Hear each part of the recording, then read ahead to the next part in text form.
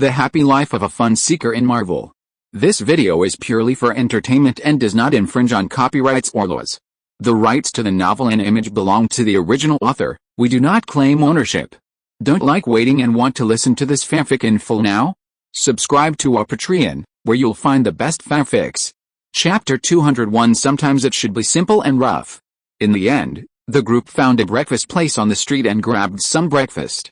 It's no wonder Falcon was so apprehensive. Just as loudly as he'd mocked Captain Marvel earlier, Falcon felt even more apprehensive now. The pressure of standing alongside such a crowd of attention-grabbing individuals was truly immense. Of course, that wasn't the real reason for the nagging feeling. The real reason lay with Sherlock. Everyone is curious, even Falcon. Out of a desire to protect Sherlock, Captain Marvel and Black Widow, despite knowing his identity, kept it a secret. This left Falcon completely in the dark about what lay beneath his wizard's guise. And Sherlock, not only possessed a strong following among the Avengers, but was also the most enigmatic of the group. Honestly, Falcon had long been insanely curious about what lay beneath the wizard's mask. Not only was he curious, but everyone in the breakfast place was also incredibly curious. Who is the wizard? Black? White? Asian? Or perhaps a grinning alien? When Sherlock sat down, everyone except Captain America and Black Widow was eager to see him take off his mask and start eating breakfast. But Sherlock had clearly anticipated the predictions. As everyone knows, Tony had designed Sherlock's cyberpunk-inspired helmet with an opening from the very beginning. The lower half of the visor could be opened mechanically, allowing Sherlock to use potions during battle. However, Sherlock was clearly not satisfied with this Batman-like opening. It was too unfashionable. So, in his spare time, Sherlock made a small modification to his helmet. What? Wasn't Sherlock unfamiliar with precision mechanics? How could he modify Tony's helmet? This all came down to Sherlock's magic. As we all know, the Wizarding World's creations are incredibly bizarre, like the wheel-eyes flying car and the three-decker night bus. With the help of magic, Sherlock didn't need to understand the mechanics of the helmet. He just needed to know what he needed, and the magic would take care of the rest. So, guided by this principle, Sherlock successfully modified his helmet, transforming it into something resembling Hollow's mask from Bleach, capable of opening and closing with a chin. For aesthetic reasons, Sherlock even referenced the design of Unit 01. When it wasn't supposed to open, it was completely invisible, yet once open, it possessed a sinister, mechanical beauty. It was just so nice. Well, Sherlock was pleased, but Falcon and everyone else in the restaurant were stunned. You really have no blind spots. But at least, Falcon saw Sherlock's red tongue and his normal oral structure, confirming that Sherlock wasn't some alien as some internet speculation suggested. After about half an hour, the four of them finally finished their difficult breakfast. Before leaving, Sherlock was so careful to give everyone's utensils a thorough cleaning, ensuring they were free of DNA and, even with a bacteria test, would slip. Only then did Sherlock pay the bill and leave, satisfied. Unbeknownst to Sherlock, after he left, the owner of this ubiquitous breakfast shop immediately sealed off the table they'd been sitting at, later even covering it with glass. Along with the frame change Sherlock had paid and the photo he'd shamelessly requested, this was a successful marketing campaign. During the years when the Avengers became increasingly famous, the restaurant owner, leveraging this marketing strategy, rocketed from a struggling storeroom owner to a successful owner of several franchises. Of course, that was all in the past, and Sherlock wasn't aware of any of this now. Now they still had to deal with those rabid fans. After about 10 minutes of hiding, Sherlock and his group successfully evaded everyone and returned to the rooftop where they'd started. It was only then that everyone remembered they were accompanied by a magician. What the hell was all that hard work hiding for? Wouldn't it have been better to just ask Sherlock to use his magic? Sherlock exclaimed, "Wow, this is exciting. This is fun. It feels like a spy movie." He was so excited that he even wanted to do it again. Sherlock's attempt to try again was ultimately ruthlessly rejected by everyone, who declared it humiliating enough and that they needed to get down to business. Of course, Captain America stated that the first step was to quickly transform him back to his original form. Sherlock was rather disappointed, considering Gal Gadot's portrayal of Captain America was quite captivating. After reluctantly restoring Captain America and Black Widow to their original appearances, Sherlock waved his wand, once again opening the two combined portals. Under the infinite prime acceleration, Sitwell's speed was so swift it was almost indistinct. If an Asgardian, like Loki, had simply cancelled the portal, the worst he would have done would have been toppled to the ground, only to be back on his feet 5 seconds later, cursing. But an ordinary Sitwell would have likely been practically slammed to the ground, requiring a shovel to scoop him up. Out of humanitarian concerns, Sherlock used magic to slow Sitwell down and gently lowered the bald, bespectacled man, who bore a striking resemblance to the beast from Never Expected, to the ground. Sherlock had already braced himself for Sitwell to unleash a Loki-like curse, but it was clear that after half an hour of freefall, Sitwell's reaction was completely different from Loki's. After slowing Sitwell down, everyone was surprised to see him sitting cross-legged in meditation. He even maintained this position after being placed on the ground. Combined with his signature, reflective bald head, Sherlock even perceived Sitwell as shimmering with a golden Buddha's aura. Captain America and Black Widow exchanged a glance, each beginning to wonder if Sherlock had already tricked the unfortunate Sitwell. Just as they were about to approach to check on him, Sitwell, still sitting cross-legged in meditation, spoke first. "I will never betray Hydra. You will never kill me. All this suffering will only make me stronger." Sitwell would have been fine if he hadn't said anything, but after he finished, Sherlock exploded. "Hey, you little hothead," Sherlock said as he pulled a revolver and a bullet from his library. After loading the bullet into the cylinder, he spun it around and walked towards Sitwell. As Sherlock approached, Sitwell seemed about to say something, but Sherlock didn't give him a chance. He simply thrust the barrel into Sitwell's mouth and, with a series of clicks, pulled the trigger 5 times. Sitwell, who had been pretending to be a sage, certain that the captain and his men wouldn't kill him, was completely terrified. As Sherlock was about to pull the trigger for the 6th time, he raised his hands in fear, declaring he knew everything and would tell you everything. Seeing Sitwell's sudden death, Sherlock flipped his wrist and tossed the revolver into his library. Turning to look at the stunned captain, Black Widow, and Falcon, he said calmly, "Sometimes you just have to do something simple and drastic. Look, isn't this more effective than a free-for-all?" Chapter 202 Sherlock, My Car. Sherlock's actions truly opened the eyes of Black Widow and Captain America. Sitwell was just lucky. If anyone else had pulled the trigger 5 times without hesitation, they would have been dead. Rolling their eyes at Sherlock, Captain America and Black Widow immediately stopped and began to question Hydra's conspiracy. Terrified, Sitwell, of course, meticulously revealed everything he knew. It turned out that ever since the development of SHIELD's helicarrier, Hydra seemed to see a hope for world domination and began to build it with all their might. Simultaneously, Hydra had secretly assembled a group of its own scientists to develop an algorithm that, through communication satellites in space, allowed them to quickly identify current and future potential enemies. Once the helicarriers were launched, Hydra would indiscriminately kill everyone marked according to their algorithm, thereby unifying the world. The entire plan was codenamed Project Insight, which, admittedly, was pretty damn apt. Sherlock frowned at the thought. Honestly, this supposed algorithm that could predict future threats sounded incredibly familiar. After a moment of careful reflection, Sherlock slapped his head and finally remembered why it sounded so familiar. Damn, wasn't this just a variation of digital divination? Holy crap, Hydra had actually developed something like this? Damn, if Sherlock hadn't been so sure he'd only shown Tony the book from the beginning, he'd have suspected his prophecy book had gotten out into the world. Wait, damn, Tony had read the book too. Couldn't this Project Insight have been Tony's work? At that moment, Sherlock seriously wanted to call Tony and ask if he was involved in Project Insight. Even if he wasn't, he had to warn him to stop him from coming up with Project Observation or Project Peeping. But after some thought, Sherlock decided to hold off on the fight for now.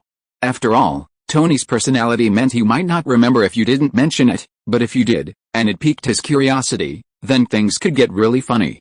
Sherlock decided to keep a closer eye on his good uncle in the future, at least give him a heads up before he got into any trouble. Just as Sherlock was imagining his future love-hate relationship with Tony over various eye-related schemes, he was surprised to find the entire place had fallen silent. Looking up, he saw almost everyone's eyes fixed on him. This startled Sherlock, and he immediately did a Gal Gadot-esque Captain America-style chest-crossing horrified expression. "What are you doing? Why are you looking at me like that? I'm selling my art, not my body." Sherlock's expression was fine, but the moment he praised Captain America, his face darkened again, and he regretted bringing Sherlock along for the 10,804th time. Black Widow, however, was quite amused. She calmly pulled Sherlock over and began to tease him. She went on a spree, the main point being that Sherlock should take out his car and use it. Sherlock, of course, wasn't happy about this. After all, he'd prepared this thing for his road trip after Hydra's downfall. What was the point of taking it out now? Besides, there were cars parked everywhere. Stealing one wouldn't be that hard, would it? Black Widow could only helplessly respond to Sherlock's quibbling. With Sitwell and the other two already in the group, a regular car would be cramped. Only Sherlock's full-size pickup truck would be a bit more comfortable. Furthermore, Falcon had wings on the back, and the captain had a shield. A regular car probably wouldn't have room for them. After many fruitless arguments, Sherlock could only curse as he retrieved his car from the library and drove it onto a deserted side street. Captain America and Black Widow, who were traveling with them, were already used to it. Even Falcon was merely surprised, not saying much. Sitwell, however, had his eyes darting wildly upon seeing Sherlock's car. Due to information asymmetry, Hydra had long believed Sherlock and the wizard were two separate individuals, and closely related. Now, it seemed there might be more to it than that. After all, the wizard had even brought his car with him. After all, according to intelligence, Sherlock the Brat was incredibly precious about his custom-built Shelby Raptor Baja Edition. Captain America and Black Widow also seemed to be close friends with Sherlock. The combat uniforms they were wearing weren't something you could just buy anywhere. Only a training ground like Sherlock's, where everything was black and white, could produce such cutting-edge uniforms. Almost a moment Sherlock's car appeared, Sitwell had a firm idea of Black Widow and Captain America's whereabouts. The only question now remained, how Captain America and Black Widow had found the wizard.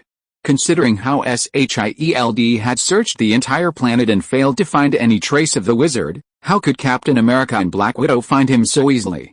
Of course, Sitwell could only speculate, not actually ask. After all, he was now in a precarious position, and Sitwell truly didn't want to experience another game of Russian roulette, a 5-shot blast, or a half-hour free-fall. Sherlock, cherishing his car so much, wouldn't let anyone else take control. Cursing, he climbed into the driver's seat, then, under the direction of Black Widow in the passenger seat, took to the road. Captain America and Falcon could only squeeze Sitwell in the middle and obediently huddle in the back seat, listening to Black Widow's instructions. Everything went smoothly until Sherlock, under Black Widow's guidance, entered the ring road and encountered an accident while crossing a bridge. A figure swiftly leaped from a height onto the hood of Sherlock's beloved car. The immense force of gravity instantly shattered the custom-made carbon fiber hood. "Fuck you. My car." Before Sherlock could finish his cry, a metal arm ripped through the sunroof. It grabbed Sitwell by the collar, and the next second, Sitwell was ripped out of the car with immense force and launched into the air. From that height, it was clear he was doomed. Sherlock was completely furious. Damn it, they really don't treat my car like a treasure, do they? Fine, then, all of them will die. As he drove, Sherlock whipped out an Uzi submachine gun. He didn't care if he could hide it, since the sunroof was already gone, and he didn't care anymore. He fired a burst of bullets at the roof, cursing the man who had vandalized his beloved car for generations. Just as Sherlock had counted to 6, a massive silver hand shattered the windshield and gripped Sherlock's steering wheel with a firm grip. Sherlock's mage-like strength was no match for the metal arm, which spun the steering wheel a significant amount. Coupled with the already high speed, this sudden swerve sent Sherlock's pickup truck careening across the road. Black Widow and Sherlock, sitting in the front seat, were relatively safe, both strapped in and securely fastened to their seats. Captain and Falcon, in the back, were less fortunate, thrown forward by the immense momentum. As Sherlock tumbled, he remembered the owner of the metal arm. "Very well, Bucky, our feud is sealed. I'll beat the shit out of you soon, even if you're holding on tight." If you're listening to this novel on a channel other than Fanfic World, it means they downloaded and uploaded it without effort. We cordially invite you to visit our channel, Mundo Fanfic Novelis. There you'll find the original version of this story and you can explore many other novels of various genres. We're waiting for you to immerse yourself in a world of incredible novels. Chapter 203 Sherlock and Bucky's Battle 1. One could only say that Black Widow was truly a woman transformed by the Red Room. Sherlock felt his brains were nearly swirling from inertia, while Black Widow, on the other hand, looked relatively unscathed. Shortly after the car's roll came to a stop, Black Widow, with her years of experience as a spy, easily untied the seatbelt, then kicked the deformed car door open before dashing out. Sherlock, on his side, was dazed for a long time before finally feeling as if his brain had healed. While he was healed, he was still paralyzed. After all, Sherlock was strapped to the car seat with his back strapped in a strange, upside-down position. It wasn't Sherlock's fault. Although Sherlock's car had been through many tragedies, Sherlock himself, in 2 lifetimes combined, didn't have as much experience dealing with such accidents as Black Widow and the others. With considerable effort, Sherlock finally unbuckled his seatbelt, swearing all the way down as he fell onto the roof of the car. Maybe calling it the chassis would be more appropriate now. Looking at his beloved, but now in disrepair, cabin, Sherlock had never felt his blood pressure so high before. He imitated Black Widow and slammed the door open. It was awkward. Sherlock had imagined that the door would be kicked open like Black Widow's, and he would climb out and make a grand entrance. Then, watching his beloved car in such a state, he would go off and fight the wreckage of it for 300 rounds. But now, not only did the door not budge, but his foot felt numb. Helpless, Sherlock could only carefully crawl out through Black Widow's already kicked open door. While the appearance was a bit awkward, it didn't dampen Sherlock's fury at all. After climbing out of his beloved car, Sherlock was furious to see his once handsome pickup truck reduced to a mere remnant of its former self. Sherlock wasn't alone in his outrage. The captain and the other 3 were furious as well. Captain and Falcon were thrown out, but Falcon was fine, still able to fly. But if Captain hadn't had his shield, he'd have been seriously injured if not dead. And most importantly, for some unknown reason, the man who had caused the accident ignored Sherlock, the strongest fighter in the group, and instead charged after him. The others, seemingly in tacit agreement, ignored Captain and the man with the metal arm and focused their attacks on Falcon. Luckily, Black Widow joined in, easing the pressure on Falcon. As for Captain, he'd already been engaged with a man monitoring the arm before Sherlock could even climb out of the car. The 2 engaged, but the captain was clearly on the losing end. After all, both had been injected with drugs, and Bucky still had a metal arm, while the captain had a shield. Just as the captain flung his shield toward Bucky for the second time, only for Bucky to catch it with his metal arm, the captain spotted Sherlock crawling out of the rubble. From the captain's perspective, Sherlock's appearance had completely lost his usual elegant demeanor. His entire body, including his helmet, was covered in fine dust. Despite his disheveled appearance, he couldn't conceal the rage radiating from Sherlock, a rage so intense it practically solidified. With his exceptional eyesight, the captain could clearly see a black mist tinged with red gradually dissipating from Sherlock. Sherlock glanced around and quickly spotted Bucky, pretentiously grasping the captain's shield with his metal arm. With that glance, Sherlock's blood pressure skyrocketed, even a red emoticon of anger appearing on his otherwise unremarkable mask. You're dead. I told you. Meanwhile, Bucky, naturally following the captain's gaze, spotted the furious Sherlock, who had just climbed out of the train compartment. He casually slung his shield over his arm and turned toward Sherlock. This infuriated Sherlock. Good fellow. I'm calling you good fellow. I understand you, an old popsicle stick, don't know my name, but this is clearly a sign of contempt, isn't it? You fucking bastard, @%, and Sherlock watched as Bucky, imitating the captain's example, donned his shield and charged toward him as if to dispatch a small fry. It wasn't just his blood pressure that was skyrocketing, his fury was now completely surging. At that moment, Sherlock's fury was boiling, his rage rising like a rage. With a jerk of his right hand, Sherlock grasped a Gatling gun, roughly 3 feet long and 8 barrels long, and after a wandless spell to buff himself and mitigate the recoil, Sherlock pulled the trigger without hesitation. Bucky, even in his brainwashed state, was stunned when Sherlock reached behind him and produced a large gun, seemingly puzzled by how Sherlock could conjure a Gatling gun out of thin air. But Sherlock clearly didn't give Bucky a moment to think. Almost the next second, the sound of the Gatling gun's motor revved. Bucky, worthy of Hydra's title as the Winter Soldier, raised Captain America's shield in front of him almost the instant the motor whirred. Unfortunately, Bucky misjudged the caliber of Sherlock's gun and the amount of ammunition he had. In less than a breath, Sherlock's Gatling gun roared to life, 7.62mm bullets cascading down towards Bucky like charging soldiers. Crucially, Sherlock wasn't like the burly man in the movies. wielding a mini Gatling gun and oblivious to the captain's charge. Sherlock naturally wouldn't miss the thighs still exposed beneath his shield. Buggy noticed Sherlock's intentions and, helplessly, crouched down, tucking himself as tightly as possible behind the captain's shield. After all, his body wasn't bulletproof like that metal arm. And even if it were, it wouldn't be immune to the barrage of metal. As Buggy retreated completely behind the captain's shield, a firepower-filled smile gradually spread across Sherlock's mask, like the Uchiha's 5 laughing heroes, spouting trash talk while firing wildly and laughing. What? Why didn't Sherlock use magic to pound Buggy? Haha, that thing is just a beam of light, so soft, it's not as satisfying as the thing in Sherlock's hand. Chapter 204 Sherlock and Bucky's Battle 2. Hearing Sherlock's increasingly unbridled smile and verbal attacks, the enemies, Black Widow, and Falcon fell silent. Captain stood there, facepalming in agony. What? Why didn't Captain help Sherlock subdue Bucky? God, do you want to see what you're talking about? Look at the scene. Sherlock and Bucky were setting off fireworks, tracer bullets practically in a straight line, and the ricochets hitting Captain's buckler were exploding like fireworks. Help? No help. Captain said it was my shield that was immune to bullets, not me.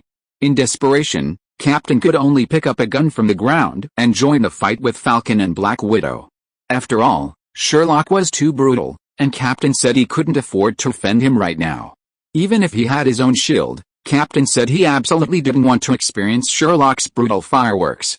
Remember, it was daytime. Fireworks visible in the daytime. Just imagine how brutal it was. Sherlock, completely oblivious to the Captain's escape, was completely focused on Bucky across from him. As the rounds piled up, a pile of eggshells gradually formed around Sherlock, and Bucky was enveloped in the dust from the vibrator.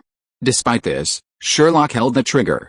Only when all 8 barrels were a brilliant red did Sherlock release the trigger and casually tossed a Gatling gun, which was already on the verge of being scrapped, to the ground. His face beneath the mask was filled with satisfaction from the barrage of fire. Pulling out his wand, Sherlock decided to dispatch Bucky first. Bucky's memory was crucial. Bucky was likely the only one who knew who had attempted to attack Tony's parents.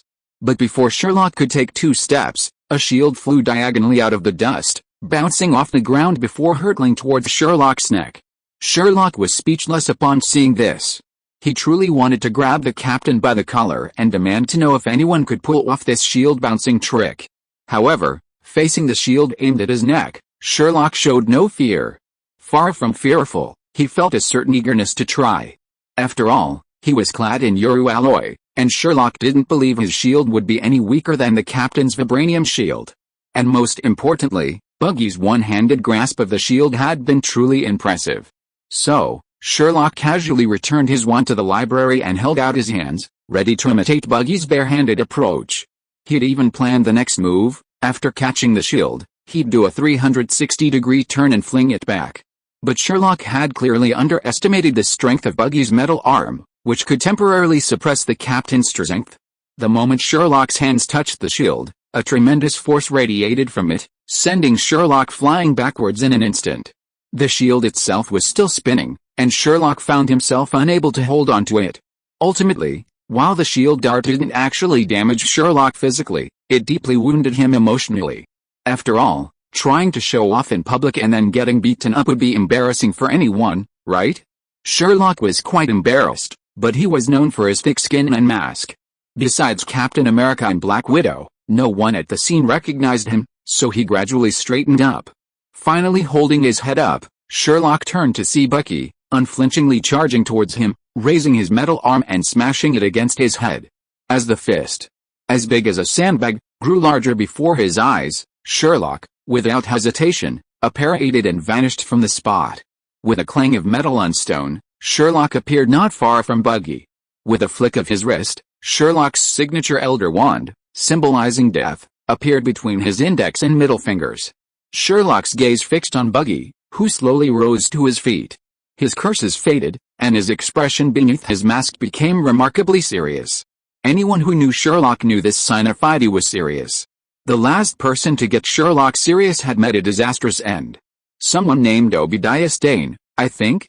Seeing his attack miss, Buggy, without hesitation, charged towards Sherlock once again. Thanks to Buggy's exceptional physical prowess, his speed was truly remarkable. Sherlock naturally wouldn't just sit there and wait for Buggy to charge in for a melee. While his Euro alloy would protect him from injury, it wouldn't mean he wouldn't feel any pain. Without hesitation, he began waving his wand, unleashing a variety of spells that bombarded Buggy. Compared to Obadiah Stane, Tony's uncle, Sherlock was clearly much more limited in his approach to Buggy. For one thing, Sherlock needed Buggy's memories, and for another, he needed to consider his relationship with Captain America after Bucky's mask fell off. Therefore, Sherlock's magic was primarily defensive and control-focused, attempting to capture Bucky alive. It's fair to say that Bucky lived up to his title as the Winter Soldier. Hydra had trained him impeccably. Though unaware of Sherlock's specific intelligence, Bucky could sense the formidable nature of his magic simply by instinct. He almost instinctively knew it was more powerful than a bullet, and even his metal arms wouldn't be able to withstand it. Therefore, Bucky relied on his immense physical prowess to dodge and twist left and right, all the while trying to get closer to Sherlock. Sherlock, on the other hand, remained nonchalant. Although Bucky was incredibly agile, Sherlock wasn't far behind. Whenever he sensed Bucky approaching, Sherlock would maneuver or simply apparate away. For a moment, Sherlock and Bucky were in a strange, unstoppable state. It was quite magical. Chapter 205 Sherlock and Bucky's Battle 3. But as time passed, both Sherlock and Bucky began to feel uncomfortable. Sherlock, first. To Sherlock, Bucky was like a slippery loach. No matter how much magic he used, he found a way to dodge it, either by relying on the terrain or the surrounding rocks and debris to block Sherlock's magic. After all, Sherlock had only used targeted control magic, such as stunning spells, petrification spells, and obstruction spells. It wasn't that Sherlock didn't want to use other spells, but rather that Sherlock was truly worried about not being able to control it properly. If he messed up, it would be a difficult explanation to the captain. Buggy's situation was even more difficult. Putting aside Sherlock's bizarre and even impossible to withstand spells, Sherlock's constant movement and apparitions alone gave Buggy a headache. Sherlock had clearly outmaneuvered his kite tactics, but as the kite, Buggy wasn't having it so easy. Seeing the two men becoming increasingly troublesome, and with Bucky's men already being dealt with by the captain, Black Widow, and Falcon, Sherlock no longer hesitated, deciding to resort to some ruthless tactics and capture Bucky alive. Thinking this through, Sherlock ceased his hesitation and immediately launched into a frenzied attack. This time, it wasn't just control magic, transfiguration spells, offensive and defensive spells were hurled at him. Bucky was completely stunned by Sherlock's frenzied attack, his small eyes filled with confusion. He couldn't understand why the ground had suddenly transformed into a giant hand, or why the stone had transformed into a giant dog biting at him. Sherlock's sudden force overwhelmed Bucky, and his once graceful evasive maneuvers now looked somewhat awkward. The captain and his three companions had also dealt with minor foes and were converging towards Sherlock. Seeing Bucky in the center of the battlefield, some of them even managed to whistle and cheer. After a brief trial, Sherlock had a rough idea of Bucky's physical abilities. Simply put, they were comparable to the captain's. In other words, if his magic could control the captain, then he could certainly control Bucky. Without hesitation, he unleashed his full magic. In an instant, the 5 stones on the ground began to twist. In a split second, 5 murderous wolves appeared behind Sherlock.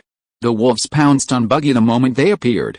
Bucky, preoccupied with Sherlock's magic, was completely distracted and unable to respond to the onslaught of the wolves.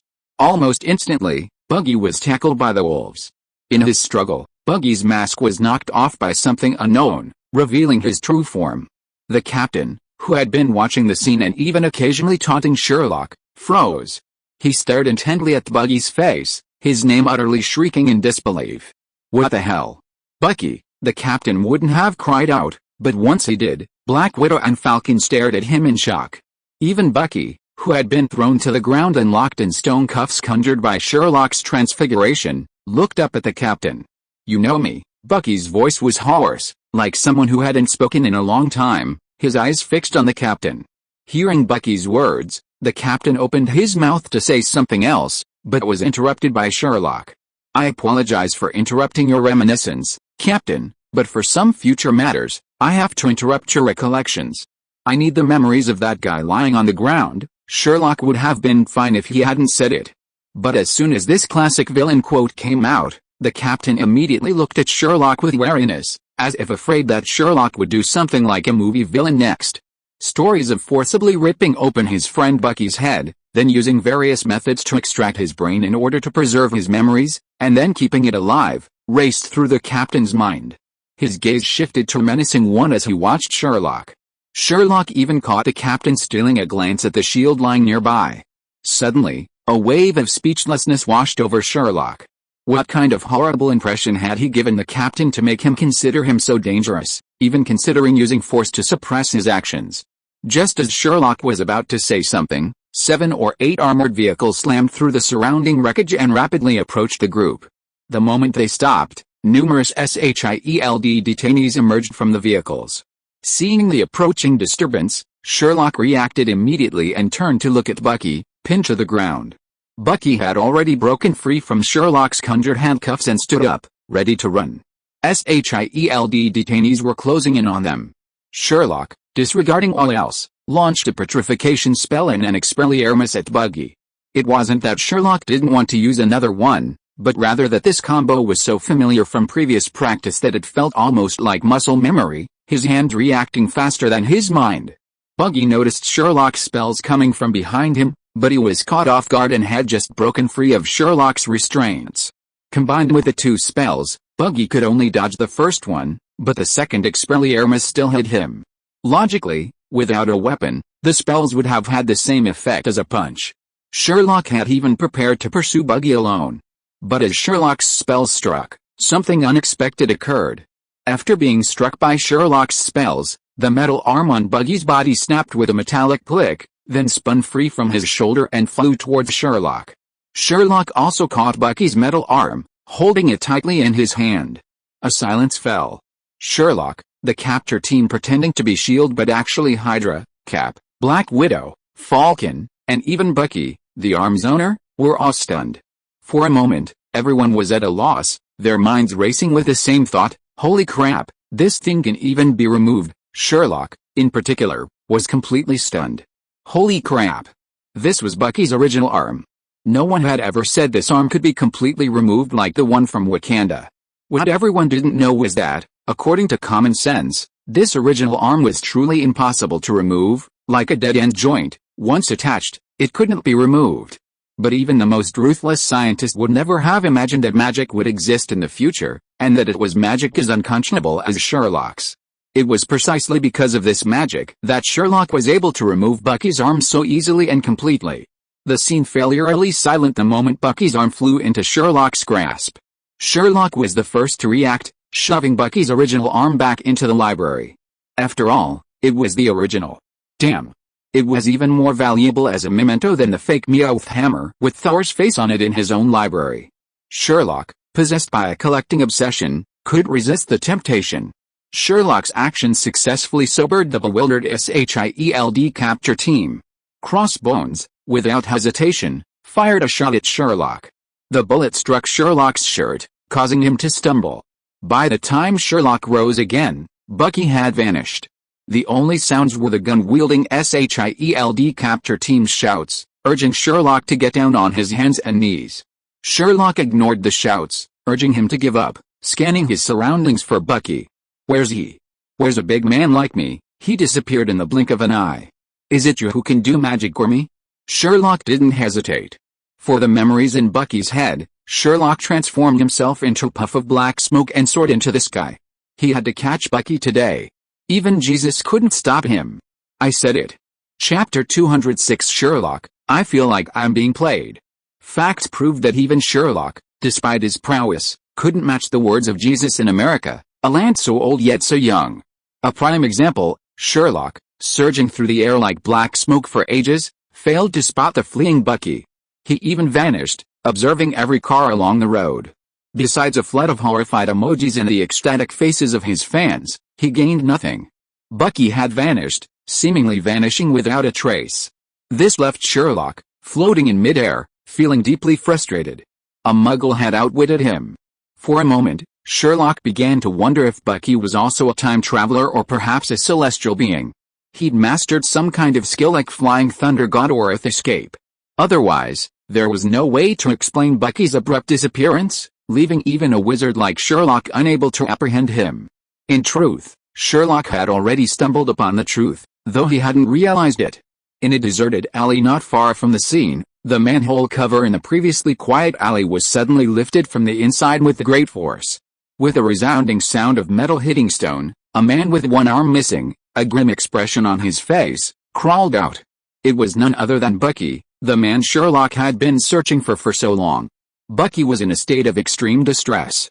From his escape through the sewers, his entire body reeked of foul odor. Cleanliness was out of the question. He desperately tried to keep anything filthy out of his mouth. Having barely recovered from his shock, Bucky sat down against a nearby wall and began to retch. It's fair to say that muggles have to pay a price for maintaining their wizard-like secrecy. Why else would Hydra have placed such an unusual mask on Bucky's face? Bucky's retching quickly attracted a group of people who had been waiting at the alley entrance. Upon hearing the retching, they entered the alley and, pinching their noses, injected Bucky with an injection into his neck. The injection sent Bucky, still retching, into a state of unconsciousness. The group then hurriedly donned the protective gear and carried Bucky toward a nearby van. They marveled at the sight, as Bucky's entire arm had vanished. After all, they had been on so many Winter Soldier recovery missions, but this was the first time they had seen a Winter Soldier so distressed. We'll discuss Bucky's situation later. Back to Sherlock, who was unaware of what was happening in the alley. After all, Sherlock didn't roll his eyes, so he didn't even notice Bucky's reappearance. Even if Sherlock had rolled his eyes and, by sheer luck, actually spotted Bucky crawling out of the sewers, it would have been difficult for him to overcome his inner urge to chase him. After all, aside from the few recovery crew members, Bucky was now like a spear in the dirt, ready to kill anyone he stabbed. Sherlock remarked that he still quite liked his wand and had no desire to change. Standing in midair, Sherlock felt not only frustrated but also a tinge of regret. He regretted that he shouldn't have considered this and that. He should have, after venting his inner rage with a Gatling gun, risked inflicting a fatal wound on Bucky to capture him alive. After all, it was only a fatal wound. No wound could be healed with a bottle of white moss. Now, let alone obtaining Bucky's memories as planned, even Bucky himself had vanished without a trace. What Sherlock couldn't have imagined was that, having gained nothing in preparing to return to the captain and his men, he found no trace of them anywhere near the spot where they had fought. Not even the captain, even the wreckage of his beloved car had vanished without a trace. If it weren't for the eggshells scattered on the ground, Sherlock would have wondered if the fight had just been an illusion. Honestly, sometimes Sherlock really wanted to call the police. I can't say anything else, but if NYPD and their bunch of idle officers were even half as efficient as Hydra, the police in the movies wouldn't have arrived slowly after everything was over. Of course, another reason Sherlock hadn't hesitated to chase Bucky was that this was the real world. Sherlock believed that even with the elite presence of Crossbones, the captain and his 3 companions could easily handle a Hydra capture team. But now, Sherlock wondered if the captain and his team had tricked him. Sherlock wanted to grab the captain by the collar and ask him, "You're a modified human with peak physical fitness, with page big enough to crush a mosquito and a butt so perky it could hold a cup of coffee, and you just voted like that, and Black Widow and Falcon weren't any good either. You're a veteran agent with so many years of service, and you just surrendered like that? And Falcon, let alone you, can you fly? You can fly. Is there anyone in that Hydra capture team who can fly? You look like a jerk, but you're still an elite airborne operative? How dare you surrender without even a tip?" Sherlock sat on the rooftop of a tall building next to the road, looking down with an extremely depressed look at the workers sweeping up the eggshells on the floor below. As traffic gradually resumed, Sherlock began to seriously suspect something. Did the captain and Black Widow just surrender because they didn't want to be part of the fun? Otherwise, they couldn't act it out like that. Just as Sherlock was feeling frustrated and unsure of what to do next, an electronic voice suddenly boomed from beside him. "So, that guy with a metal arm is the murderer of my parents." The sudden voice startled Sherlock so much that he almost lost his balance and fell down the stairs. After finally regaining his balance, Sherlock flipped his wrist and his wand appeared in his right hand. He looked around at the deserted environment with vigilance and shouted, "Who? You're hiding. Come out." As Sherlock's voice fell, the owner of the voice also revealed himself, but the way he revealed himself was, well, how can I describe it? It was just outrageous. Chapter 207 Mark 1 Magic Armor, codenamed Hidden. Sherlock had never imagined seeing Tony's face floating in midair. It was like one of those Thai black magic tricks in those horror stories. Yes, it was like a black magic trick. After all, anyone who saw a face floating in midair would have the same reaction. Holy crap. You. This. Me. Holy crap, seeing Tony's face, only his own, was enough to make Sherlock cringe. If Sherlock hadn't possessed magical prowess, and it was broad daylight, he'd have been terrified, if not dead. The scene was truly bizarre. And most importantly, just as Sherlock was beginning to suspect he'd been tricked by the captain and his crew, Tony appeared before him, his face floating in the air. Sherlock even began to wonder if the Marvel Universe was heading in some strange and mysterious direction. Seeing Sherlock's doubtful expression, as he seriously considered whether to attack, Tony's mouth twitched violently. Helplessly, he explained to Sherlock. "Remember that invisibility cloak you lent me? I modified it a bit. The Mark 1 magic armor. I call it the stealth. To achieve the ultimate in stealth, the stealth, aside from flight, forgoes both offensive and defensive capabilities. Thanks to the magic of your magic cloak, the Mark 1 armor has achieved true, complete invisibility. Whether infrared, electromagnetic, scanning, or visual, the Mark 1 armor remains undetectable unless it's actively exposed." Listening to Tony's explanation, it was Sherlock's turn to twitch his lips. Bravely, Sherlock reached out and touched the underside of the face floating in midair, about an arm's length away. It felt soft, with a hint of metal frame. Sherlock could even feel the muscles in Tony's calves through the fabric. Instantly, Sherlock imagined Tony in a tights and a steel helmet. No wonder he could only show his face so strangely.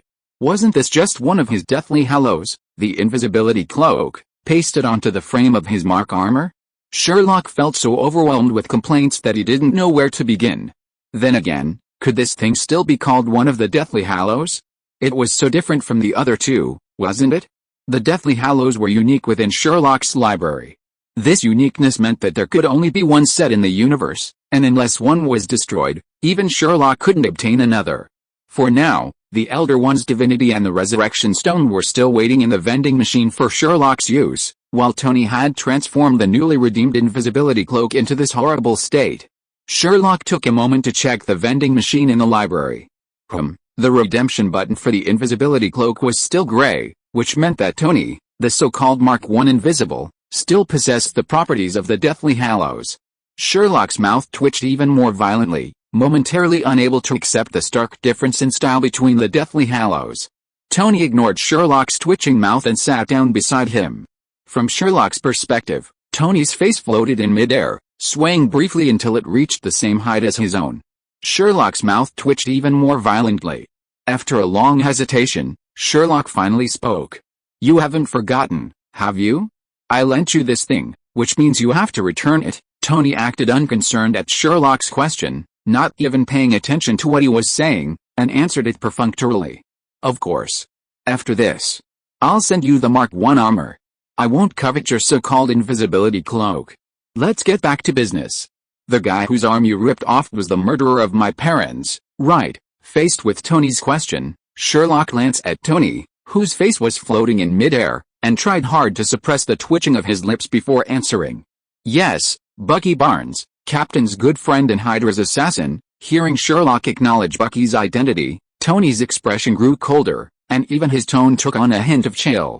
"So, you're being timid about Bucky because you're concerned about Captain's feelings? With your strength, it shouldn't be difficult for you to kill Bucky directly." Hearing Tony's words, Sherlock smiled wryly and spread his hands. Sherlock understood Tony's question and, after a brief thought, answered. "A little bit, but more importantly, I wanted to capture Bucky alive, extract his memories, and find the real murderer who killed your parents. It's just that I failed. Just like you said, crushing Bucky is easy, but capturing an ant without harming it is a much more difficult task." The coldness on Tony's face gradually faded as he listened to Sherlock's explanation. He looked at Sherlock, who was sitting next to him, watching him busy cleaning up the battlefield below. The discussion lasted a while before he finally spoke. Like Obadiah Stane, after hearing Tony's words, Sherlock paused for a moment before nodding. "Well, just like Obadiah Stane, the Winter Soldier is just a blade. What matters is the person wielding it. We only have this one chance to find out who gave the order from the Winter Soldier's memories. There are plenty of veterans in Hydra, we'll always find out. Upon hearing Sherlock's thoughts, Tony fell silent for a rare moment. Reason told him that Sherlock's choice was correct, but emotionally, Tony still wanted to kill Bucky to avenge his parents. After a moment, as if making up his mind, Tony patted Sherlock's shoulder and said in a relaxed tone, "Well, although I still hate that idiot named Bucky, I even have a bit of a problem with Captain America." With that, Tony's face, floating in the air, gradually grew higher, suggesting he had stood up. Seeing Tony stand, Sherlock smiled and continued, "Go back and change. Revenge is only effective if you do it yourself, isn't it?" After hearing Sherlock's words, Tony nodded, closed his mask, and disappeared without a trace again. Sherlock only heard a slight spraying sound, and then saw 4 palm-sized blue flames rising around him. After just a few breaths, Sherlock could no longer see the 4 flames. It must be said that Tony was quite capable. During the day, even if Tony really flew in the air, it would be difficult to really spot Tony wearing the stealth with the naked eye. Sherlock sat there for a while before he sighed. Seeing that the shell casings below had been cleaned up and the entire road had returned to its original bustling state, Sherlock stood up and stretched. That's great. So what should I do next? Chapter 208, Rebirth of the Winter Soldier. While Sherlock and Tony were conversing, and Captain America, Black Widow, and Falcon were being rescued from a Hydra vehicle by Agent Hill, the Winter Soldier wasn't having a good time either. The van carrying the unconscious Bucky, after many twists and turns, finally arrived at SHIELD headquarters. However, not at the Trident Tower above, but at the base below, where the helicarriers were manufactured. The Hydra guys showed no mercy, dragging the unconscious Bucky out of the van by the ankles like a dead dog. This was Hydra's exclusive zone, and apart from Hydra personnel, no one from SHIELD was present. Authority is a powerful tool, and Hydra, having been lurking within SHIELD for years, has taken authority, originally meant for secrecy, to new heights. 2 men in hazmat suits dragged Bucky to what looked like a car wash. While they exchanged barbs about Bucky's dire condition, they each grabbed a nearby high-pressure water canister and began spraying him. They acted as if they weren't treating Bucky as a person, but rather a car. Under the effects of the drugs, even with such treatment, Bucky showed no sign of waking up. The 2 Hydras in hazmat suits showed no sign of panic, as if they were certain Bucky wouldn't wake up. Their coordinated approach made it clear this wasn't their first time. In less than 10 minutes, they had Bucky cleaned, stripped him of his clothes and tossed them into the trash, then lifted him onto a stretcher that had been parked nearby. This wasn't their first time doing this. Bucky's metal arm, while impressive looking, wasn't indestructible. It was made of stainless steel, not vibranium like Cap's shield. That said, this was the first time they'd encountered a situation like this, where an entire arm had disappeared. Normally, even if there was damage, it was mostly to the forearm or wrist. Such minor injuries were easily repaired by these 2 men. After all, it was a Russian-made device, and repairs were simple. Simply cut it off with an angle grinder, find a new part, and then wire and solder where needed. But the loss of an entire arm was simply too much for them to handle, so they reported it immediately. Hydra's higher-ups didn't give them any trouble, simply telling them to take Bucky to a highly secure laboratory. Without hesitation, the 2 men dumped Bucky naked inside and left, chatting and laughing. A moment later, the lab door flung open again, and a large group of men in white coats filed in, carrying a new robotic arm. Their faces were filled with rapt attention as they meticulously examined the connection between Bucky's body and the metal arm. It's important to understand that Bucky's metal arm was a Russian product. Although both belonged to Hydra, there were inherent differences between the Russians and the Western side. It was an internal conflict within Hydra. While Hydra emerged victorious, much of the Russian technology was lost, most notably the brainwashing techniques used to control Bucky's arm and the blueprints for the metal arm. Hydra only knew Bucky's activation commands and could perform simple repairs on the arm using spare parts left by the Russians. However, removing Bucky's arm to observe how it achieved such flexibility without harming him was a pipe dream. While they had a complete arm left by the Russians as a spare, the primary control issue lay with Bucky. Furthermore, as mentioned earlier, the metal arm's joints were similar to a mortise and tenon joint, making it impossible for them to study its full technology without harming him. But things change. Sherlock's unexpected turn of events occurred. Under the influence of magic, even the deadlock was easily removed by Sherlock without any damage. Hydra, of course, would not miss such a good opportunity and immediately began to reverse engineer Bucky's technology. After all, this was the only chance to master the desired technology without damaging Hydra's most hidden and sharpest blade. After approximately 7 hours of sleepless research, the lead researcher raised his head and began directing his assistants to attach Bucky's new metal arm. He then hurried out of the laboratory. After winding through a long corridor, the lead researcher finally arrived at the door of a seemingly secluded office. He knocked gently on the door, and a hoarse male voice echoed from within. "Come in." With this raspy voice, the researcher servilely pushed open the door and addressed a cold-blooded man sitting behind his desk, chomping on a cigar. "Mr. John Garrett, the Winter Soldier's arm has been analyzed. With current technology, we are confident we can create a more perfect arm for you." Hearing the researcher's words, a sinister grin crossed John Garrett's unsightly face. Looking at his crude and clumsy mechanical arm, the grin grew even more sinister. He stood up and walked over to the nearby liquor cabinet. He casually pulled out a bottle of expensive-looking whiskey, poured 2 glasses, and then casually handed a glass to the seemingly servile researcher.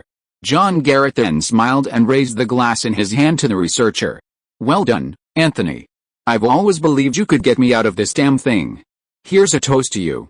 Arrange for the base to manufacture my new arm as soon as possible. Later today, I'll take my men and leave SHIELD headquarters. I have a feeling something big is going to happen here. Now is not the time to reveal our strength.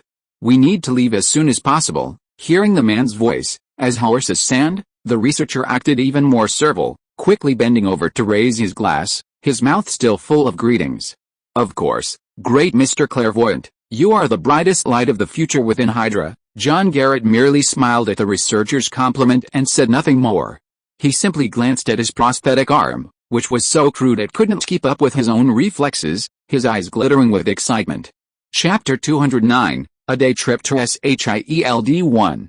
Life, it turns out, is like Sherlock and Ona's love affair, which died in the open. You never know which comes first, the story or the accident. Watching his good Uncle Tony fly away, leaving him all alone, Sherlock couldn't help but ponder his next move. But for some reason, Sherlock felt a strange feeling. It's like when you're the real damage dealer, but your roommate doesn't tell you about it. After you find out, you rush to join the dungeon midway, only to find your friend has left you behind to complete a side quest. Sherlock mentally wanted to throw a MMMP in Captain's face, right in the face. But let's be honest, it's already happened, and complaining is pointless. So, Sherlock decided to just wait at the final boss's door. Even if Captain and Black Widow were incredibly powerful, they couldn't skip the final SHIELD scene, right? The location and the boss were known. If Sherlock couldn't deal with the Captain's idiot teammates, he could really commit suicide by buying a piece of tofu. Although his next course of action had been determined, Sherlock decided to rest beforehand. He couldn't stay in a hotel. After all, even a high-end hotel wouldn't cost as much as the mattress in Tony's seaside villa's guest room. With this thought, Sherlock, without a trace of guilt, casually drew a portal and stepped through. Tony, wearing the Magical Menace series Battle Armor Mark I, which he had created with Sherlock's invisibility cloak, soared through the sky for a long time before finally glimpsing his villa. But what Tony didn't expect was that he had barely landed at the villa, barely even had time to remove his armor, when he saw something he couldn't have imagined. A person was slumped on the plush sofa in Tony's living room. In their left hand, they held a cheeseburger, a familiar sight to Tony, and in their right, a crispy-looking fried chicken drumstick. On a coffee table in front of him sat a large, open bottle of Coke. The greasy handprints on the bottle suggested it had been open for quite some time. On the 100-inch TV opposite, Sherlock's favorite variety show, American Dad, was playing. The man, holding a hamburger in one hand and a chicken drumstick in the other, was laughing merrily at the scene. Tony couldn't think of anyone else capable of such a travesty. What infuriated Tony the most was this: you could come back, and I wouldn't mind you staying at my house, but I f***ing flew back, and you came back early. You could come back if you wanted to, but judging by your appearance, it's obvious you've been back for quite some time, and then, right after I left, you magically returned? Damn it, would you kill me if you took care of me? As the saying goes, if you hold back, you get angrier, if you back down, you lose more. How could Tony tolerate Sherlock's temper? Impossible. Absolutely impossible. Just as Sherlock was watching intently, Tony, without hesitation, leaped from his Mark I suit and lunged at Sherlock. But even as Tony lunged, he seemed to forget that without a suit and without Sherlock's magic, an old, faded man like him was no match for Sherlock, a young man with military training and still in his prime. The result was Sherlock smearing grease all over Tony's clothes, pinning him to the sofa and demanding he surrender. Who was Tony? His toughest part was his mouth, especially in front of Sherlock. Submission was impossible, he could only fight tooth and nail to keep himself alive. The uncle and nephew fought their way from the living room to the kitchen, from the kitchen to the patio, their paths etched with the image of a tornado destroying a parking lot. Despite the bruises and wounds, they eventually stopped. The reason for their cessation was simple: Pepper Potts had returned. Seeing the house, which looked like it had been ransacked, and the uncle and nephew clashing on the nearby terrace, Pepper's temper could no longer be tolerated. Sherlock, a single man for 2 lifetimes, had finally experienced just how terrifying a woman's wrath could be.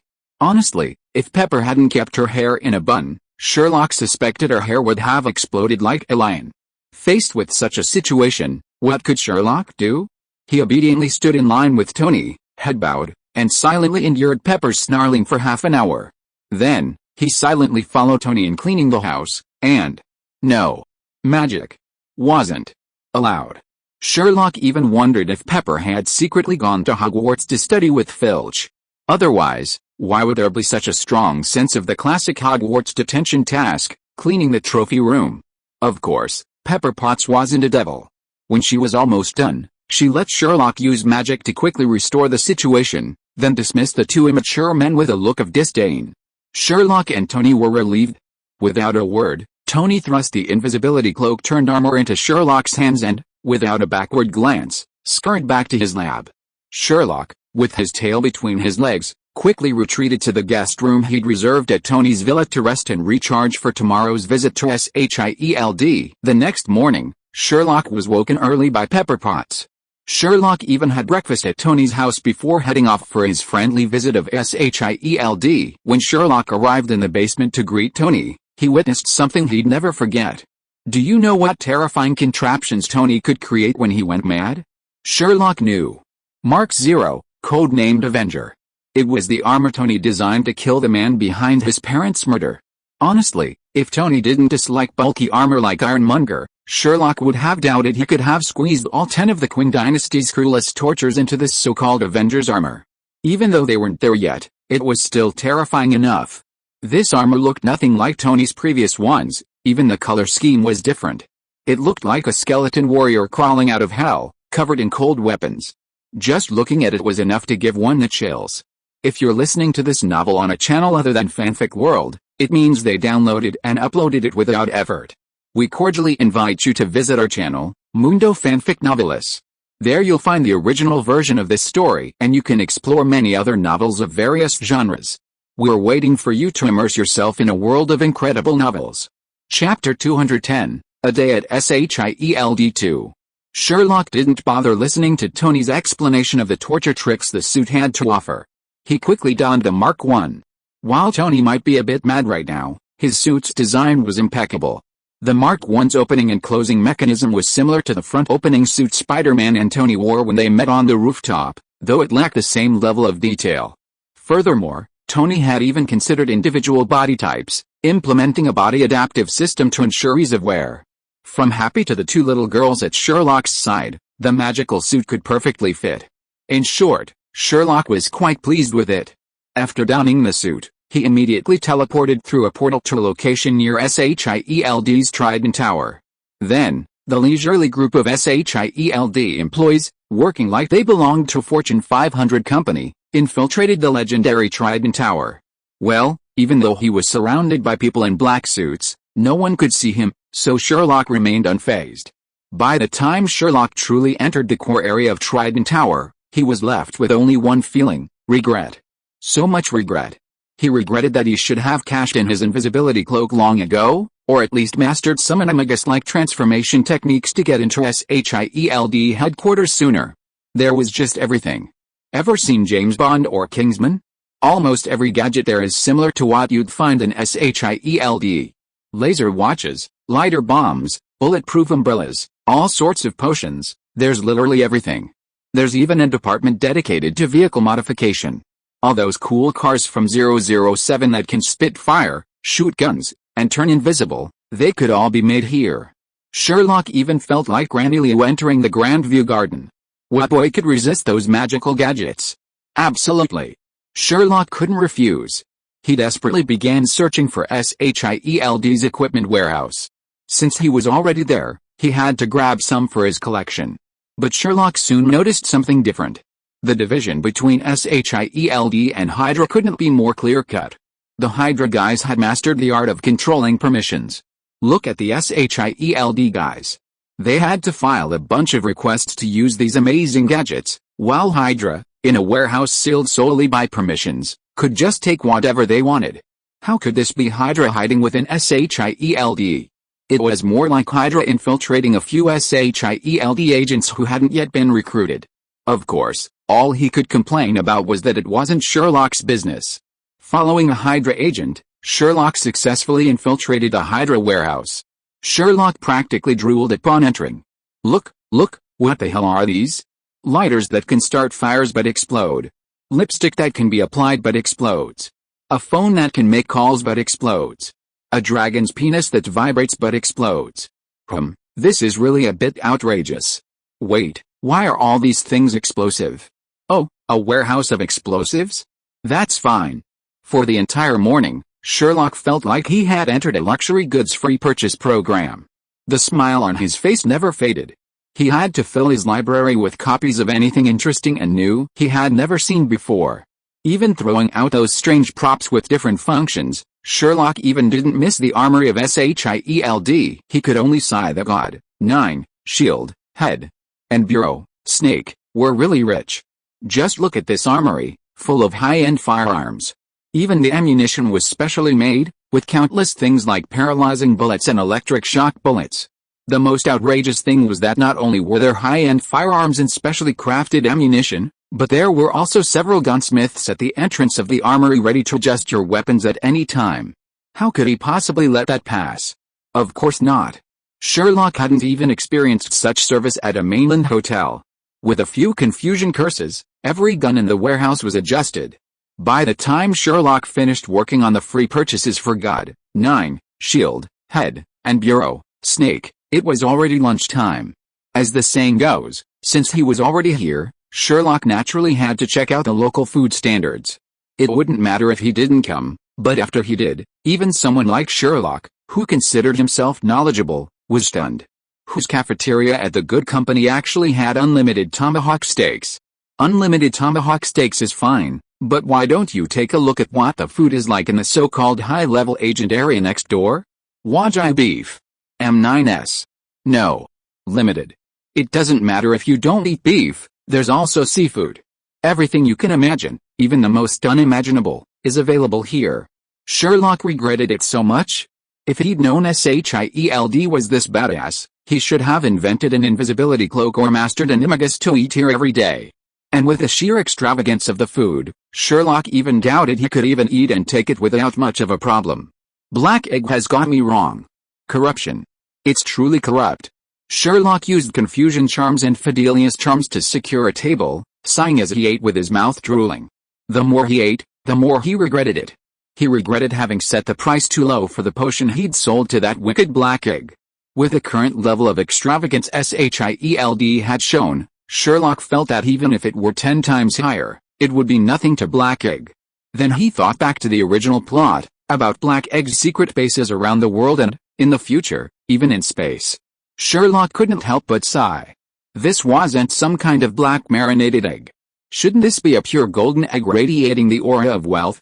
After lunch, others might not know, but Sherlock felt it was truly delicious. After enjoying his meal and wine, Sherlock closed his Mark I visor once again, dispelled the magic, and prepared to search for the passage to the massive underground dock. During the last Battle of New York, Sherlock hadn't had time to properly inspect the helicarrier, so this time, Sherlock was determined to get a good look. Chapter 211, SHIELD Day Trip 3. After running around like a headless fly for over half an hour, Sherlock finally found the elevator leading to the underground dock.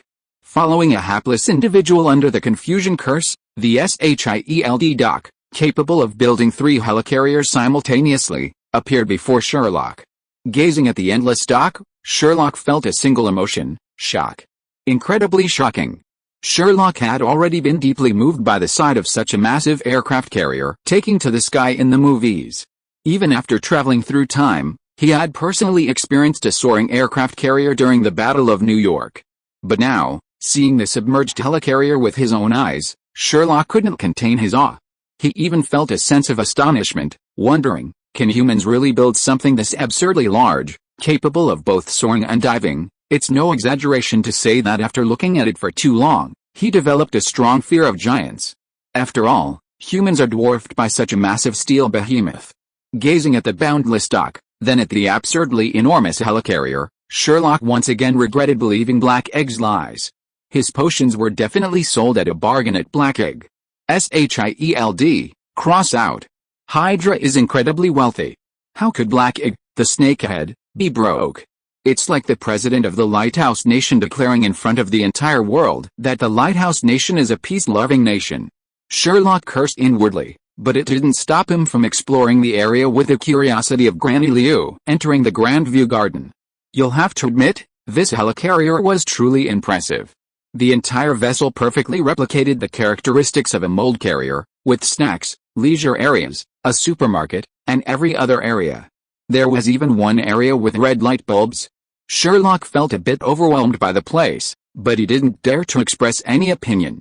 But one thing Sherlock was certain of: if he could get one of these things back home and use it as his own personal transportation, it would be the ultimate cool thing.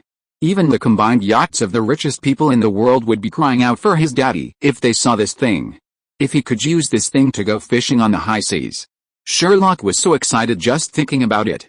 No, if I remembered correctly, this thing would eventually crash into SHIELD headquarters. Sherlock figured he could steal some chickens, stuff them into his library with a shrinking charm, and then slowly repair them with a repair charm when he had time. Just think of it as a bit of recycling. Yet, this chicken, Sherlock, is definitely going to steal. Having reserved a helicarrier as his fishing boat, Sherlock began to wander around the docks again.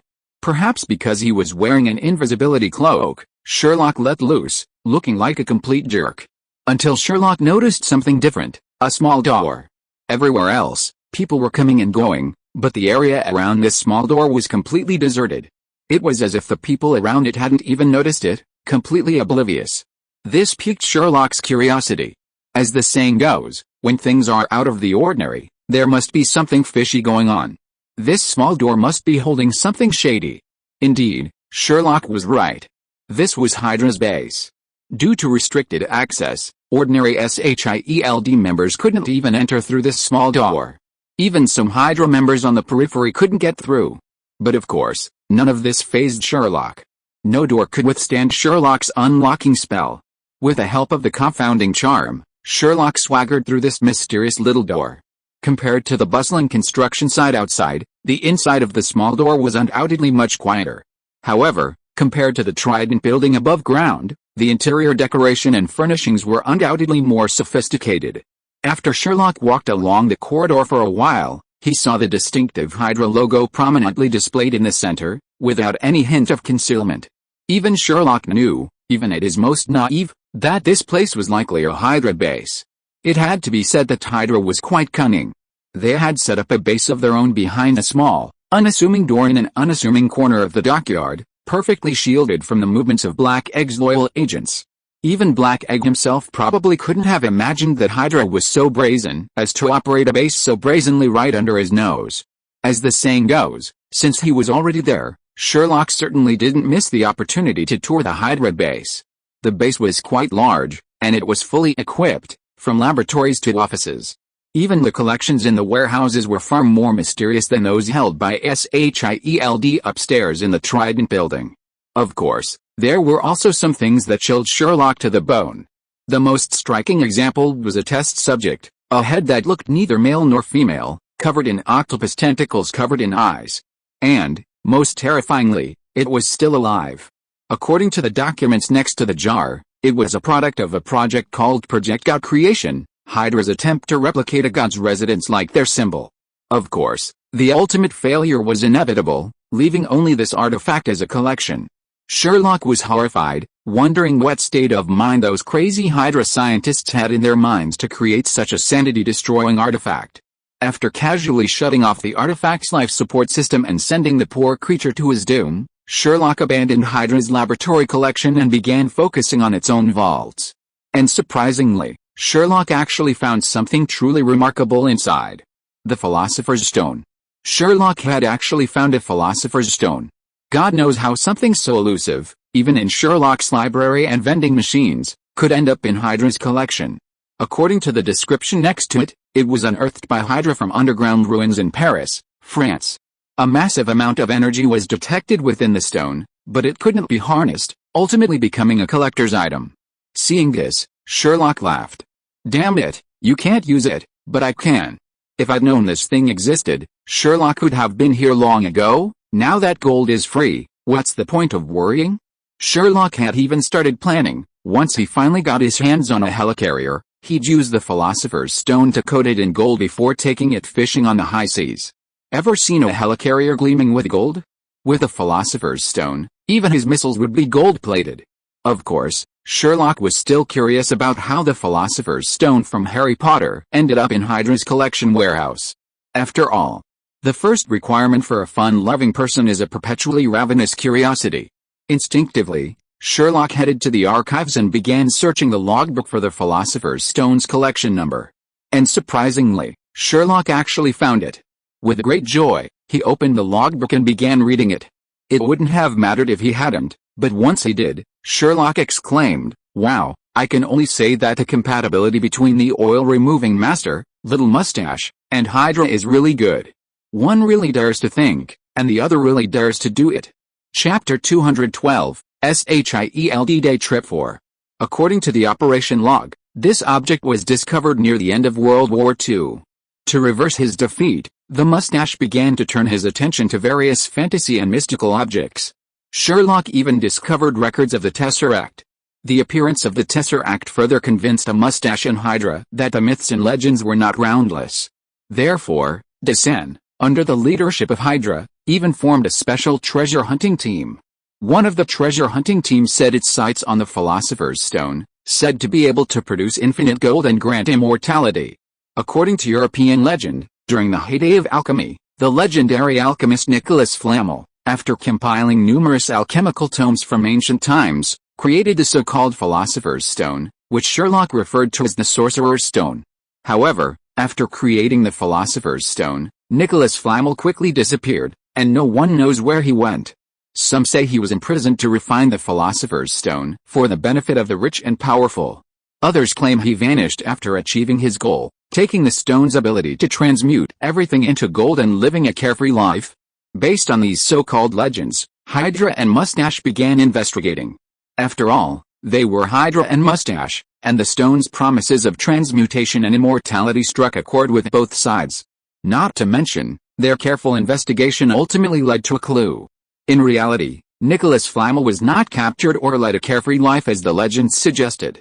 Instead, he hid under an assumed name, living the rest of his life like an ordinary person. He even took this greatest achievement in alchemy to his grave, destroying even the recipe for the Philosopher's Stone. The reason for this decision came after Hydra deciphered fragments from the alchemist's tattered diary, found in his tomb. The reason was simple: the Philosopher's Stone's creation method was inhumane.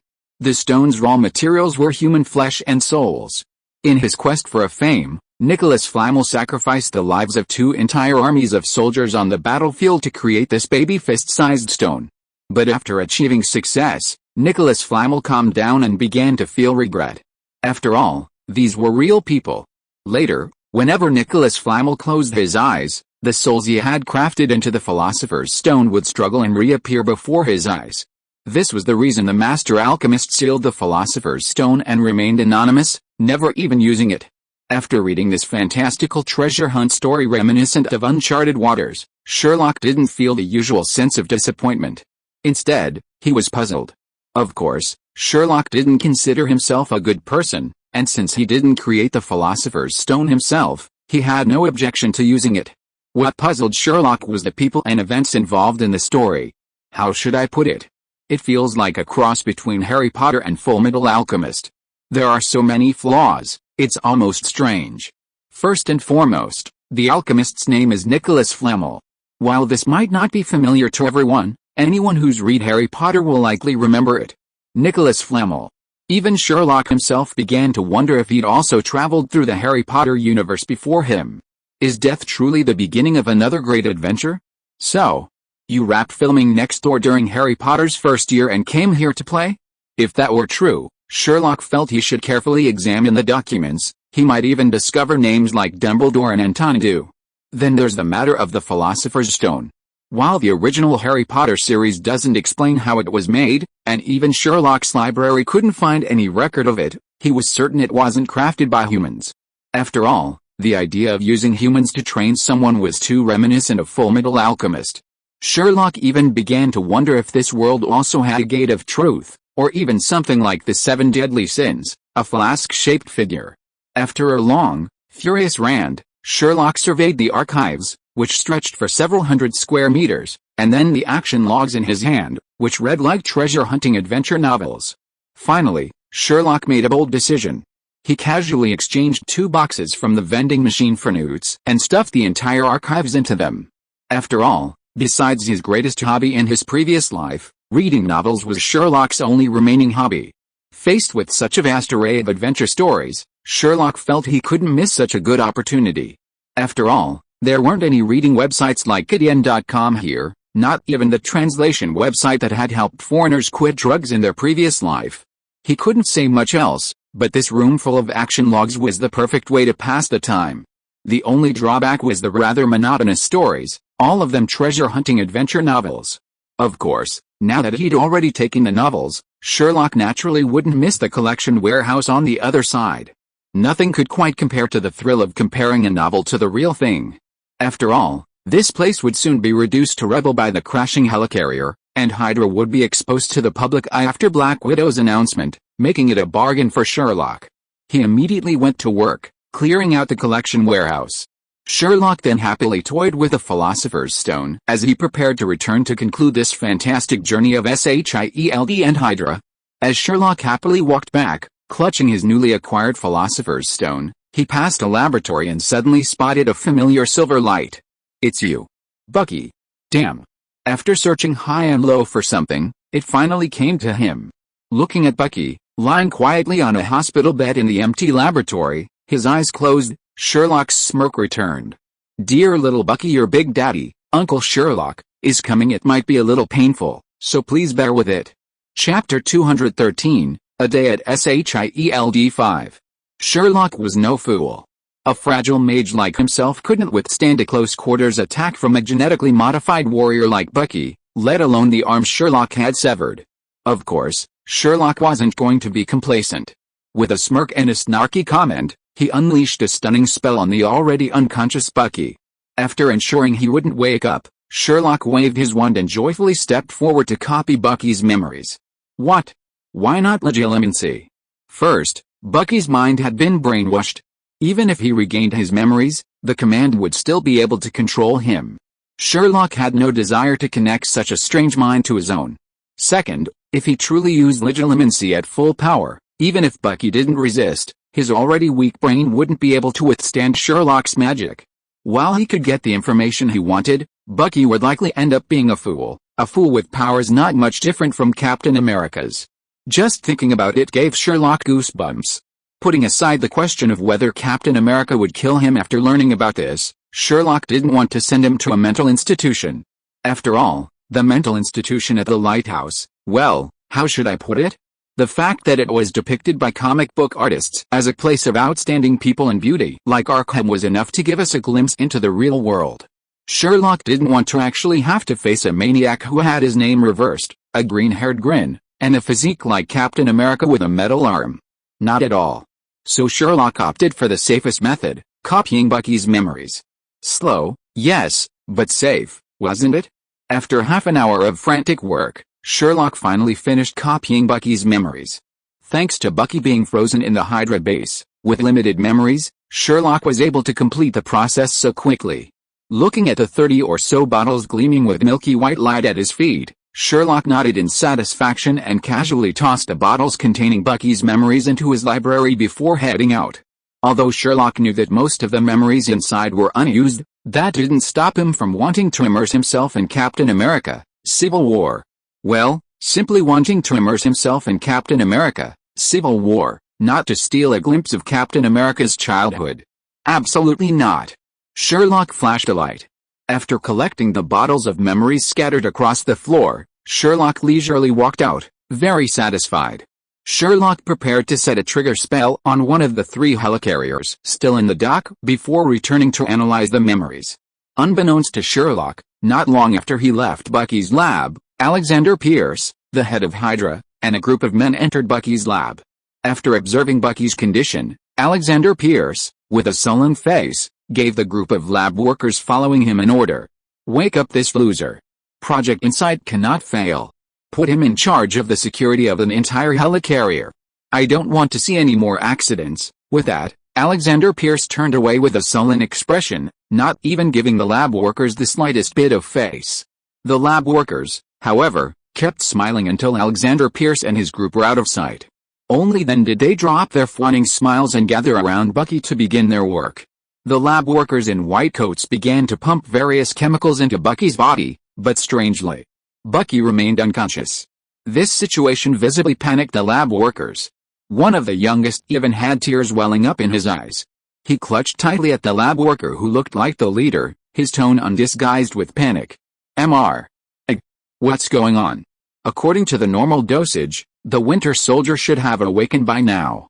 Now, what should we do now? The elderly-looking man in the white coat, known only as Egg, lived up to his name.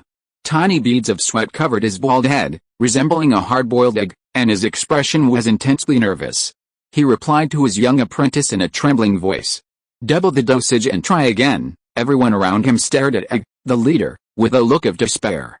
Finally, a man who looked about his age spoke tentatively. Egg, the dose you just injected is the maximum the human body can tolerate. If you double it again, I'm afraid, the man was interrupted before Egg could finish his words.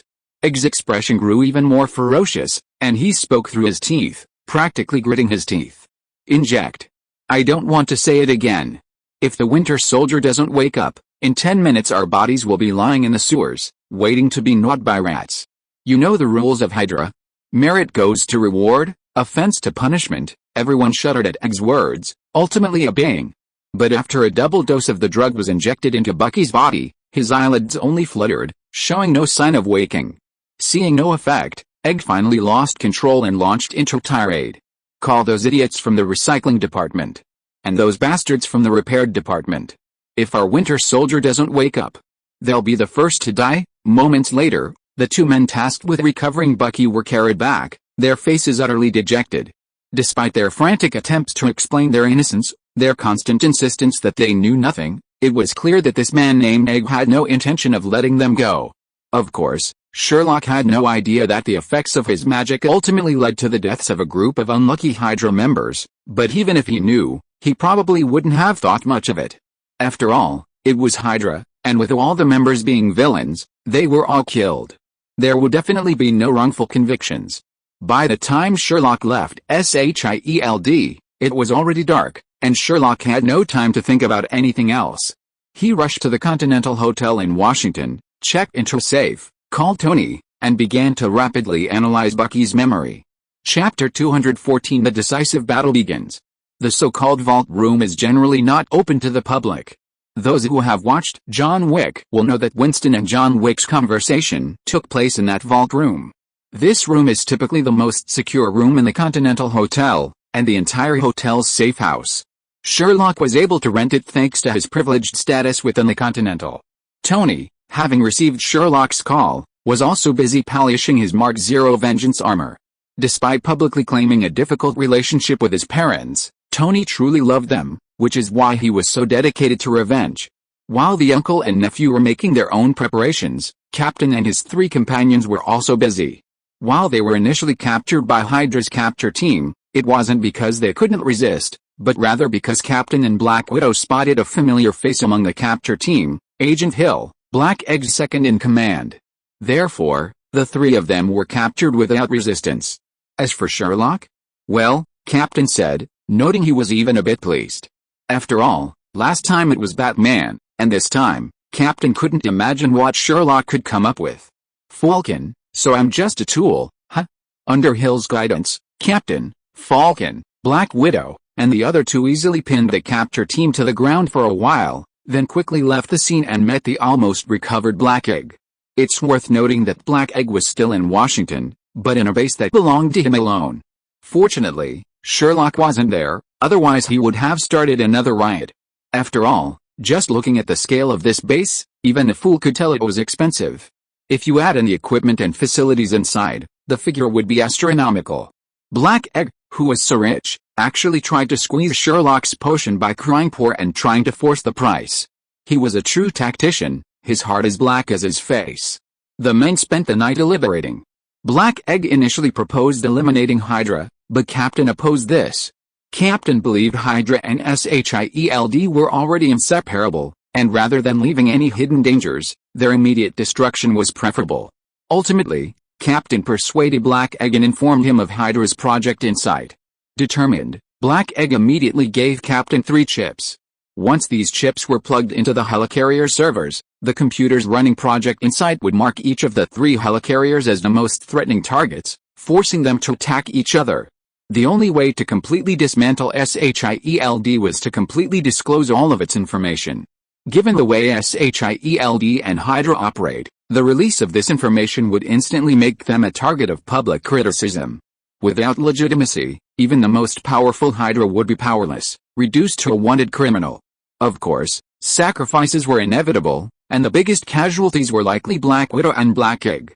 Black Widow was fine, at most, her identity was exposed and her spy career was over. But Black Egg was in for a tough time. While he might be spared the death penalty, it was unlikely that he would ever regain the trust of any government. However, seeing Black Egg's imperturbable defiance, even the most clueless of people knew he had a plan in place. True to his name, Black Egg was the biggest scoundrel in the entire Marvel universe. You never knew what he had in store. By daybreak, they had formulated a course of action and retired to prepare for the so-called SHIELD collapse plan. As the saying goes, their rest period coincided with Sherlock's day trip to SHIELD. Any slight difference in their abilities would have led to decisive confrontation. However, through a series of twists and turns, their paths collided perfectly. The next morning, everyone suited up and began heading for SHIELD. The plan was simple: infiltrate SHIELD and broadcast the truth about Hydra's presence within the agency. Almost as soon as the announcement began, chaos erupted throughout SHIELD, with bloodshed and suspicion reigning as the dominant tone throughout the Trident building. Seeing themselves exposed, Hydra launched Project Insight at all costs. As the 3 helicarriers launched, television reporters, like sharks smelling blood, quickly began live coverage. Tony, upon seeing the report on television, didn't hesitate a moment.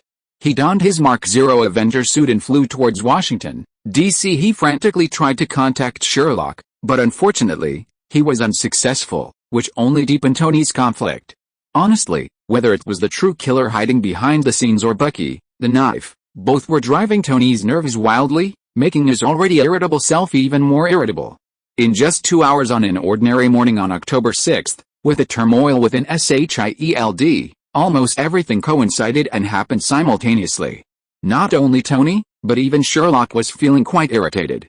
Barricaded in the Washington Continental Hotel, Sherlock was unaware of what was happening outside. After a sleepless night analyzing Bucky's memories, Sherlock was completely devastated. The reason was simple: Sherlock was using flashbacks and the pensieve to quickly analyze Bucky's memories. But therein lay the problem: Bucky's memories of Hydra were incredibly chaotic.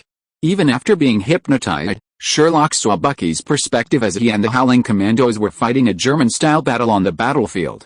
The chaotic and disjointed memories nearly froze Sherlock's brain. After all, if anyone else had watched all night surveillance footage, especially the fast-forwarded kind, they wouldn't have been able to find much. At that moment, Sherlock envied the genius minds he'd read in novels before, The kind who could accurately pinpoint a suspect even with multiple screens of footage played at 8x speed. After experiencing it firsthand, Sherlock concluded that it was neither magic nor science. If such a genius truly existed, Sherlock would probably have grabbed them by the collar and given them a beating. After all, everyone has a single-core processor, and you've secretly evolved it, capable of overclocking and multi-threading, right? Fortunately, hard work pays off, and Sherlock quickly found what he was looking for. As expected, a familiar figure appeared before Bucky, who, still conscious after being hypnotized, ordered the murder of Tony's parents. Even with a fleeting glimpse, Sherlock could identify the man, Alexander Pierce. Chapter 215 Iron Man and the Wizard Who Intervened. Honestly, Sherlock had a strange feeling that Alexander Pierce bore a striking resemblance to the actor who played the Green Goblin in Sony's Spider-Man. After learning the time and the character, Sherlock wasted no time and immediately entered the archives he had moved out to begin searching. It's amazing. SHIELD has a certain rigor inherited from Hydra, but Sherlock actually found Alexander Pierce's resume in the archives. Having found what he was looking for, Sherlock, with a mess of hair and dark circles under his eyes, gazed at the file in his hand as he walked out of the Continental Hotel's safe deposit box. The heavy safe door had barely opened when Sherlock's phone suddenly went beep, ringing non-stop. Missed calls appeared one after another, causing the phone to freeze for a moment. Just as Sherlock was watching Tony's name scroll by on his phone, like an old man on the subway, Tony's voice popped up almost the next second. "Sherlock. Where the hell have you been, you little brat?" Hearing Tony's voice on his phone wasn't unusual for Sherlock. After all, Tony had modified his phone the last time they were in the Middle East. Sherlock made a fuss, but it wasn't much use. And honestly, Tony's modified phone was far superior to the standard stock phone on the market, so Sherlock just let it go. With a helpless roll of his eyes, Sherlock replied with a lack of interest and a look of disdain. "What else can I do? I'm busy helping you find your enemy and the murderer. What's wrong with you that makes you call me like a slut with a crush?" Sherlock's tone was steady and slow, and he even managed to yawn in between. Tony's blood pressure skyrocketed even as he hurried along. Without a word, Sherlock was projected with this morning's news. Watching the 3D news broadcast suddenly pop up on his phone, Sherlock was completely silent. After a while, Sherlock's defenses broke down. Sherlock said he wanted to curse. He even wanted to throw an MMP in Captain's face. "Good man, Captain, you did this on purpose, didn't you? In the movie, you went to SHIELD the next day and staged a real-life havoc, fighting your best friend, loving and hating each other, and trying to influence him with love.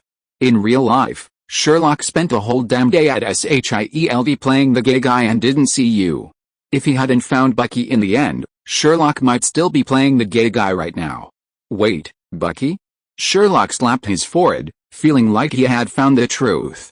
"So, behind all the appearances of being the Winter Soldier and Captain America's best friend, Bucky's true identity must be Captain America's summoner, right? Having just found Bucky yesterday, Captain America showed up today." Sherlock even wondered if Captain America was following him or remotely monitoring him. It was such a coincidence opening the door to coincidence. Of course, after learning the full story, Sherlock knew he had no time to waste.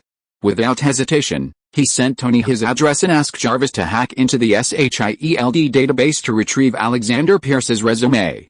Jarvis acted swiftly. In less than a minute, Alexander Pierce's publicly available resume was delivered to Sherlock's phone. Sherlock wasted no time and immediately found an open rooftop, awaiting Tony's arrival. He began to review the files in his possession with those Jarvis had sent. Sherlock immediately noticed a discrepancy. Before Tony's parents' death, Alexander Pierce was a minor Hydra leader, a nobody in the operative group, not much different from Crossbones today. But with the death of Tony's parents and the disappearance of the superhuman potion they left in their trunk, Alexander Pierce's status within both Hydra and SHIELD skyrocketed. Sherlock wouldn't believe him if he said he had nothing to do with Tony's parents' deaths. After donning his gear, Sherlock connected his helmet to Tony's suit, scanned the area he'd marked, and sent it to Tony. Just as he was about to contact Tony, he saw a figure swiftly descending from the sky towards Sherlock. In a matter of breaths, the figure appeared before Sherlock in a classic Iron Man landing position. Sherlock was stunned by the figure before him. The reason was simple. If it weren't for the warning from his helmet, Sherlock would have barely recognized the figure standing before him as Tony. Sherlock had seen the Mark Zero Avengers suit Tony had crafted for revenge, but it seemed Tony hadn't been idle lately, significantly modifying his own suit. The Mark Z0 no longer had the exaggerated appearance of being covered in torture instruments. Instead, it was composed of rotating muscles similar to the Destroyer.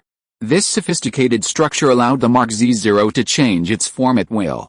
Of course, what surprised Sherlock the most was that Tony had abandoned his usual Mark armor design this time, and the original helmet was transformed into a shape resembling a bird skull. Two hollow eyes flashed an ominous red light, and combined with the armor's constantly rotating muscles, the whole person looked like a monster crawling out of hell. The shape of the helmet even made Sherlock feel like he could wear a top hat and a suit to cosplay as the bird-beaked doctor representing death. Well, from a middle school perspective, this outfit was really handsome. Tony's tone was a little unhappy, as if he was a little impatient with Sherlock's gaze. "Don't look at it. I won't give you this suit, and it won't appear a second time. The Avengers suit has appeared once, and that's more than enough." Upon hearing Tony's words, Sherlock gave him a rare look of admiration. Sherlock hadn't expected someone as proud as Tony to sacrifice his pride and humble himself as Tony Stark for the sake of the Avengers' reputation. Stepping forward and gently patting Tony's shoulder, Sherlock spoke with a hint of malice. "Don't worry, my dear uncle. I'm not that naive. Honestly, your suit is really handsome." A hint of pride crossed Tony's face beneath his helmet at Sherlock's compliment. Honestly, Tony had always felt he had good taste. Before Tony could say anything else, Sherlock's voice rang out again. "Relax, my dear Avenger. The journey ahead might be a little rough." Chapter 216 I climbed out of Hell 1. Elsewhere, inside SHIELD's Trident Tower, nearly all of its top brass gathered in a room on the top floor. This room was arguably the most secure in the entire building. The decor resembled a conference room, but strangely, despite the presence of all the prominent SHIELD executives, the atmosphere was eerily quiet. As if the hellish scenes unfolding just across the wall had nothing to do with them, everyone wore smiles, cups of coffee in hand. Men and women filled the room, and the figure sitting at the head of the table was a familiar figure, Alexander Pierce. The identity of the man who could sit so calmly with the head of Hydra, now that Hydra had been exposed, was self-evident. Everyone present was undoubtedly a villain, a high-ranking member of Hydra. Everyone smiled as they watched the live broadcast on the conference room screen and calmly sipped their coffee. They were all waiting for the success of Project Insight. If Project Insight succeeds, the entire world, I wouldn't say, but the entire United States would fall firmly into Hydra's hands. Looking at the entirety of Hydra's history, this would be a monumental achievement. All they need to do is quietly sip their coffee, smile, and wait for their names to be etched into Hydra's history. It's a shame Sherlock isn't here and doesn't know these so-called high-ups at SHIELD, otherwise, if Sherlock saw Black Egg next time, he'd be right up close and personal with him and taunt him. "So, in SHIELD, you're the only one who's a good guy, the unlucky idiot known as the King of Agents, while everyone else is a villain. Black Egg, while not a very kind person, is undeniably lucky. In his youth, he met Big Mom Marvel, and now, older, he's arrived before Sherlock, unaware of his impending arrival. This completely eliminates the possibility of Sherlock getting right up close and personal with him after learning the truth. Outside the previously peaceful conference room, the sound of an airplane suddenly erupted, accompanied by the slow descent of a massive Quinjet onto the platform outside. Black Egg, wearing his signature black coat, stepped from the plane with a sullen expression. Black Egg's appearance clearly caused a stir in the previously peaceful meeting room. According to their intelligence, Black Egg should have been killed by the Winter Soldier. He should have been buried in an unknown location by now. How could he be here alive? Seeing Black Egg slowly enter the conference room, some high-ranking officials stood up, ready to kill him once again. However, Black Egg ignored these rising men and continued his steady march toward Alexander Pierce, who sat at the head of the table. Just as the high-ranking officials, feeling ignored, were about to take action, a female executive sitting nearby, dressed in a pale green suit and looking about 40 years old, suddenly stood up and quickly snatched a gun from the nearest person. Almost instantly, this elderly, yet incredibly agile woman emptied the magazine from her pistol at the men who had stood up. Everyone present was stunned by the suddenness of the situation, But that didn't stop them from glaring at the seemingly intimidating woman. Sienna Wilcox. What are you doing? But the person who had just spoken was choked before he could finish his words. The reason was simple. The elderly woman simply touched her face and removed a high-tech mask. The face beneath the mask was familiar to everyone present. Natasha Romanoff. Upon hearing her name called, Black Widow simply smiled faintly, calmly pulling out a magazine from her pocket and replacing it, then raised her gun and sneered at the crowd. It all happened so fast that no one reacted. The only exceptions were two people, Black Egg and his teacher, Alexander Pierce.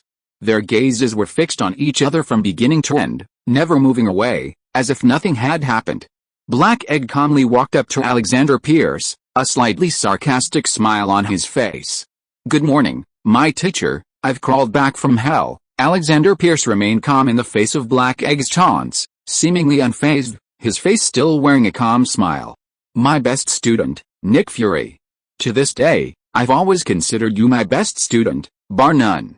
If it weren't for your overpowering sense of justice, I would have offered you a Hydra invitation long ago. But it's not too late now, is it? Join us. You'll be Hydra's new leader. Even if you kill us all and stop Project Inside, Hydra will still exist. As our motto goes, when you chop off a head, another will grow. Why not join us and become the new leader? Alexander Pierce's tone was calm, as if he was discussing a matter of the utmost importance, not the lives of the people in the room. His tone was sincere, as if he truly wanted Black Egg to become the next leader of Hydra. Faced with Alexander Pierce's offer, Black Egg's smile widened. He looked at Alexander Pierce, who remained calm, with a mocking expression, and after a long moment, he slowly spoke. It seems you're very confident about Hydra's resurgence, my dear teacher. But you've overlooked one point. Hydra shouldn't have infiltrated SHIELD in the first place. After all, under such circumstances, SHIELD would have already gained access to all Hydra's intelligence. It's actually not that difficult to completely destroy Hydra by chopping off all its heads. All we have to do is make SHIELD's database public, and all Hydra entities will be exposed to the public. Once you lose your legitimacy, you'll be no different from rats crossing the street. I have you to thank for this momentum. If you hadn't successfully climbed to the top of SHIELD, solving this wouldn't be so easy. Listening to Black Sauce Egg's words, Alexander Pierce's calm face finally smiled, but unfortunately, that smile was filled with mockery. Yes, but unfortunately, you're a dead man now. And even if you were still alive, your authority wouldn't allow you to do so, right? If you're listening to this novel on a channel other than Fanfic World, it means they downloaded and uploaded it without effort. We cordially invite you to visit our channel, Mundo Fanfic Novelis. There you'll find the original version of this story and you can explore many other novels of various genres. We're waiting for you to immerse yourself in a world of incredible novels. Chapter 217 I Climbed Out of Hell 2. After hearing Alexander Pierce's words, Black Egg didn't refute him, only smiling calmly at him. Seeing Black Egg looking at him with a "I'm watching you" show-off expression, Alexander Pierce couldn't hold it in any longer. Although he maintained a nonchalant expression on the surface, a hint of panic was already building inside, as if he had also remembered just how idiotic his student was. Seeing that time was almost up, Black Egg gave up the suspense, adjusted his fur coat, and walked towards the authentication machine, speaking as he went. My dear teacher, I regret to inform you that although Nick Fury has never held the highest authority within SHIELD, correspondingly, when the system was established, your authority wasn't the highest either. Or, rather, no one present had the highest authority either. The true supreme authority is an invisible being, an invisible ghost, and coincidentally, that ghost is currently possessing me. Black Egg spoke as he removed the eye patch, scarred by the Devourer's claws, revealing his hideous, shattered eyeball beneath, which he aimed at the scanner. A flash of red light was followed by a cold, robotic female voice. Verification approved. Supreme Authority Holder, King of Agents Administrator, welcome back. Seeing Black Egg's command of SHIELD, Alexander Pierce became visibly panicked, wanting to stand up and stop Black Egg's plan. However, facing the sharp, pointed gun of Black Widow, Alexander Pierce, who had held a high position for so long, ultimately lacked the fearlessness of his youth. In the end, he could only dejectedly sit back down and close his eyes, as if awaiting his judgment. The next second, A crackling sound of space warping echoed throughout the small conference room, rekindling hope in Alexander Pierce, who had already despaired. It doesn't matter who it is, as long as they can kill Nick Fury, Alexander Pierce thought, but with the appearance of two figures, his burgeoning hope instantly gave way to even greater despair. The reason was simple: the two figures who appeared in the conference room were none other than the neatly dressed Sherlock and Tony, clad in his Avengers armor. Wizard. Almost a moment Sherlock appeared, someone called out his nickname. It was understandable that they were so surprised. Sherlock's nickname was currently the most mysterious person in the world. After all, the number of people who knew Sherlock's identity could be counted on one hand, and the unknown evoked fear in those in high positions. In other words, Sherlock's alter ego was their biggest fear. Even the emergence of Project Insight stemmed from these guys trying to turn their luck around and eliminate Sherlock under the cover. And Sherlock was indeed on Hydra's hit list for Project Insight. This was Hydra's lucky break. Sherlock wasn't going to act pretentiously like Black Egg. Even if he did, he'd make sure he didn't end up like the villain who died from talking too much. With a gentle tap of his wand in midair, an invisible wave of energy emanated from the tip of Sherlock's wand. In less than a second, the entire conference room seemed to have been paused. The wave made no distinction between friend and foe. With the exception of Tony, who stood beside Sherlock, everyone else, Black Widow, Black Egg, and Hydra, were frozen in place. Even the wind and the flipping of papers froze in midair. Looking around, besides Black Widow's expression of surprise and resignation, only Black Egg was left with a look of astonishment.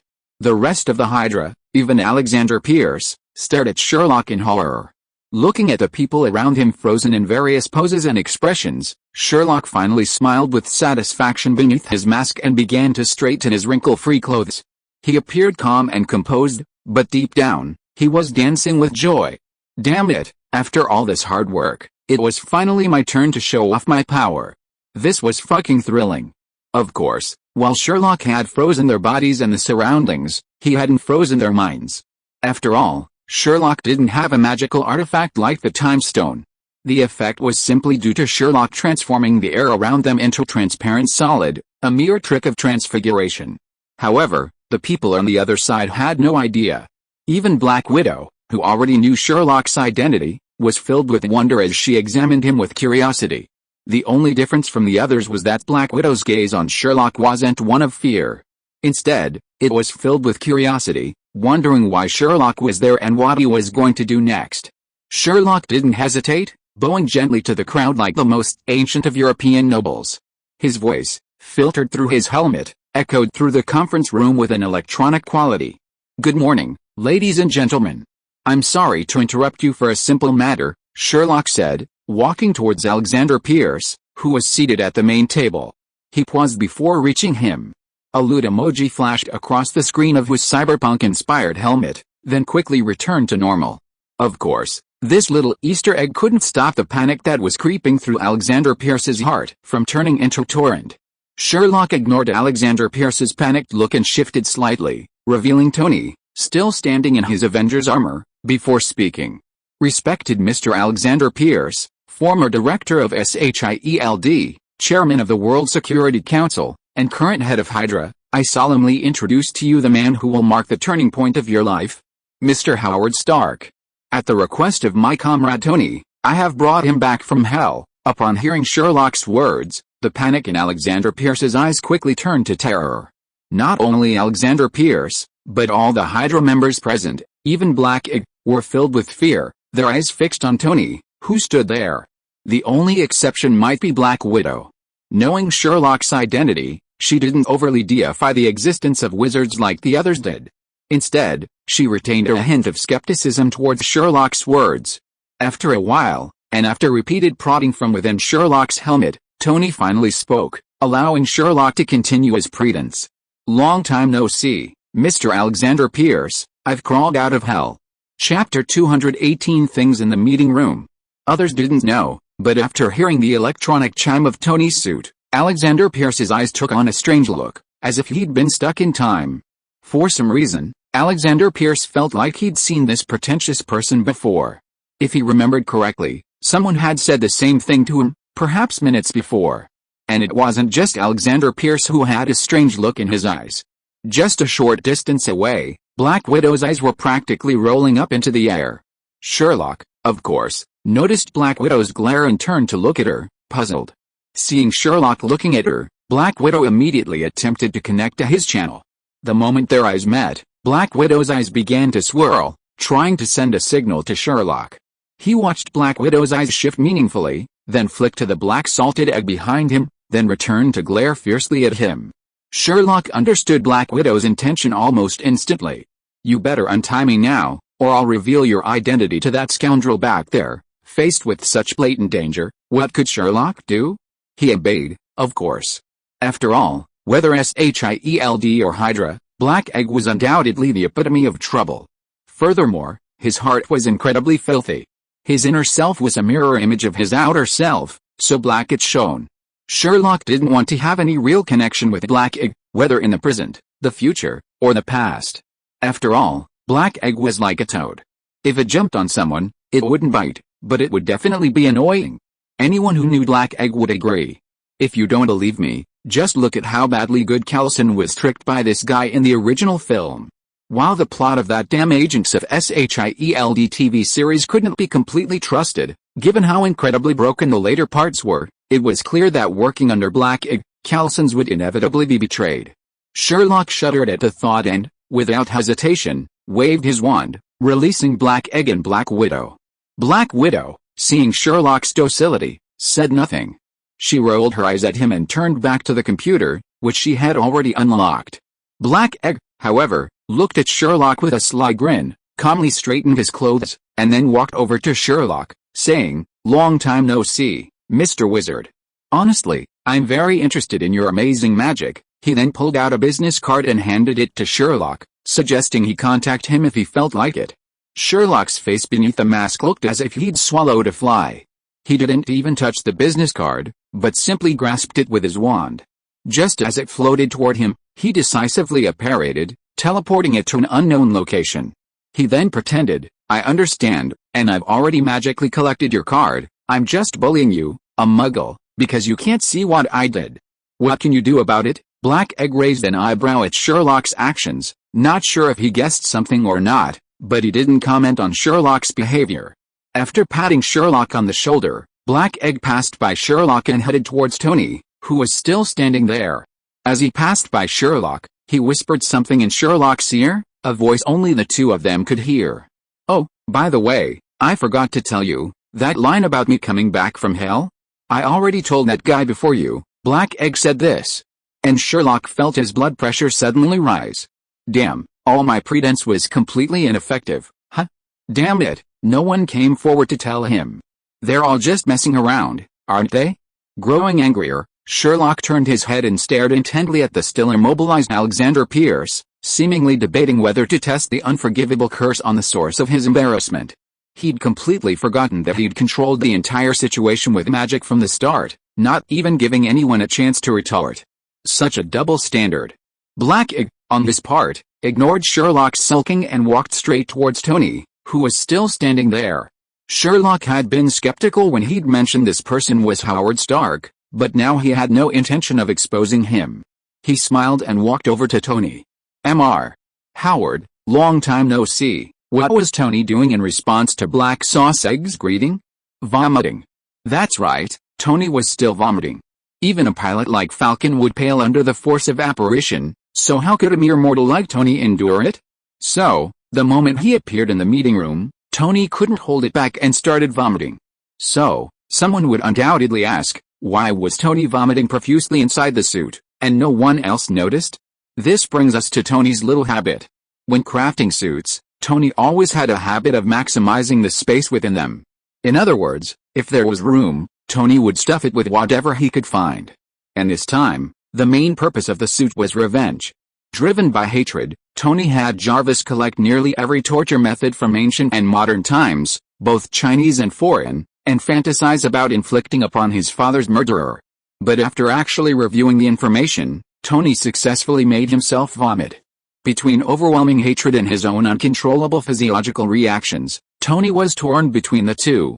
Fortunately, this suit's design was different from previous ones, featuring a bird-like doctor's beak. Tony, on a whim, packed it with a host of advanced technologies, most notably a vomit disposal system. He even thoughtfully included a small water tank inside, so he could rinse his mouth if he did feel sick. But to his surprise, he didn't use this gadget for revenge.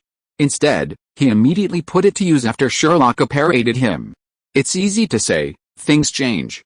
So, how did Tony, still recovering from his shock, cope with Sherlock's somewhat unsuccessful B-suit? On that note, it's fair to say Jarvis is a truly insightful comrade. Chapter 219, Stealing an Aircraft Carrier. An aircraft carrier that can fly. Sherlock only eavesdropped on the conversation between Black Egg and Tony for a moment before finding it rather dull. The reason was simple: Black Egg's words were merely probing the supposed Howard Stark's intentions, while Jarvis simply used a procrastination tactic. Thanks to Jarvis's powerful database, coupled with its impressive learning and simulation of human emotions, Jarvis dragged Black Egg down memory lane. The two could be discussing Hypixels, the other city gate towers, yet somehow, this conversation flowed smoothly and surprisingly harmoniously. Well, it was magical. Fortunately, Tony finally came online and took over Jarvis's conversation, and the conversation finally began to flow smoothly. The two exchanged over 18,000 thoughts, each one full of twists and turns. Sherlock listened for a moment before losing interest. Compared to their dry exchange, Sherlock was more interested in the SHIELD database that Black Widow was decrypting. Even without reading, Sherlock could find all the classified documents online, but his curiosity was strong and he just wanted to take a look. After all, with secrets, knowing them even a minute before anyone else brings a strange thrill. Just as Sherlock was about to discuss the big news with an SHIELD with the Black Widow, several loud explosions suddenly erupted from the sky. Through the floor-to-ceiling windows, everyone present could almost simultaneously see three helicarriers engage each other in the sky. However, amidst the din of artillery fire, one helicarrier stood out. The reason was simple: despite the intense barrage, it seemed to have sustained no damage. Or rather, even if it had been damaged, it would have automatically repaired itself to its original state within a second. But despite repairs, this helicarrier, like the other two attacked, plummeted towards the ground, and based on its trajectory, it was clearly headed for SHIELD's Trident Tower. While others might not know the situation, Sherlock had long understood it. After discovering the Philosopher's Stone in Hydra's collection, Sherlock didn't rush off. Instead, he spent half the afternoon squatting in front of the helicarrier he most admired. He forcibly inscribed hundreds of trigger spells on this fateful helicarrier. Except for the second one, which had a technological shielding spell similar to that of Hogwarts Castle, all the others were restored to their original state. The result was just as Sherlock had imagined: while the hull remained intact, it lost all power, causing the helicarrier to crash. This was exactly what Sherlock had intended. Without hesitation, Sherlock apparated onto the deck of the relatively intact helicarrier.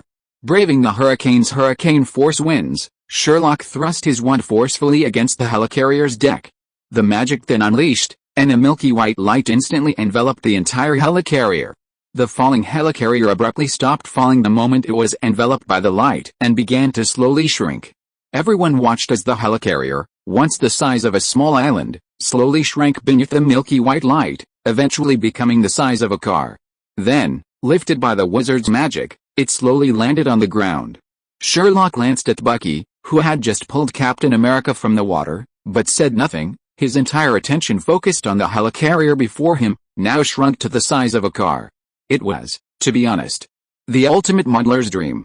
Crucially, a scaled-down helicarrier, as long as Sherlock removed the magic blocking its technology, would allow everything on board to function and move. This thing is an absolute blast in both the model and modeling worlds. Sherlock even has it in mind: when the time comes, he'll take this miniature helicarrier and blow up the modeling world first, then the modeling world, and finally restore it to the Atlantic Ocean. Then, he'll gild it with the Philosopher's Stone, then proudly drive it to the place with the "I'm the richest in the world" banner overhead, casually cast a few lines, and simultaneously overturn the tables in the yacht and sea fishing circles. Even after catching fish, this thing can actually fly. Even those ocean-bound yachts, no matter how expensive, can compare to this? How can you compare? Size? I'm an aircraft carrier. Price? Putting aside the fact that this thing is an aircraft carrier, it's also gilded. Facilities? This thing can launch and land fighter jets. Try launching one on your yacht. Entertainment? This thing has enough decks above and hangars below to bring half the people of West Pakistan up for a party. What can you compare to me? A crushing victory, huh? Even in the realm of sea fishing, Sherlock is at the top. I'm fishing from an aircraft carrier. Air Force? Bullshit. I'll never bring an Air Force. If you don't believe me, ask the missiles on the fighter jets parked on the deck, and the close-in weapon systems that basically surround it. With that kind of firepower, even if I can't catch anything, I can definitely blow it up. Even a sperm whale wouldn't be able to stop me. American Sea Fishing Pro Max Ultra Edition, you deserve it. The more Sherlock thought about it, the merrier he became. His smile became more and more impudent and obscene, while he manipulated magic to make the helicarrier tremble in midair. After all, even though this thing was temporarily activated and fully automated, that didn't mean there weren't people inside. Sherlock had to shake out all those guys who had been shrunk together. Lost in his own fantasy, Sherlock didn't know how long he'd been shaking. Finally, a tap on the shoulder snapped him back to consciousness. By the time Sherlock came to his senses, he realized that Black Egg, Black Widow, Falcon, Captain America, and Tony, dressed in his Avengers armor, were standing behind him. Black Egg, who had tapped his shoulder, looked at the figures Sherlock kept pulling out of the shrinking helicarrier with a strange expression. He frowned and pondered for a moment before speaking. Wizard, this thing is a SHIELD asset after all. Black Egg was interrupted by Sherlock before he could finish. A look of undisguised disdain appeared on the display screen of his helmet, looking at the Black Egg standing beside him. SHIELD asset? Would he respond if you called him? He would respond if I called him, Sherlock actually called out after he'd finished. Come here, Zia Kong, give me a pat on the head. Everyone stared with wide eyes as the car-sized aerospace carrier, which had been shaking furiously just moments before, sauntered towards Sherlock like a puppy. Sherlock carefully touched the bow. Sherlock then turned and stared intently at Black Egg, who stood beside him, silently watching. Everyone present knew this was definitely Sherlock's magic, but Black Egg's popularity, well, how should I put it, he'd been ripped off so often. And now it was a rare opportunity to see him suffer in silence, made them happy to watch. You. Me. You'll regret this. This thing costs a fortune. Seeing no way to argue, Black Egg resorted to a tricky trick to save face. Everyone rolled their eyes, and Sherlock retorted without hesitation. Sorry, magic doesn't need maintenance. This statement immediately made everyone around laugh, even Hill, who had always been beside Black Egg. Black Sauce Egg's face darkened even further. As for those little people who were caught, well, no one would give them a second thought. At most, they'd be considered missing. As for their life or death, well, this isn't a game. Grounded and two-player travel wouldn't work in a real environment. Hopefully, they'll survive tonight.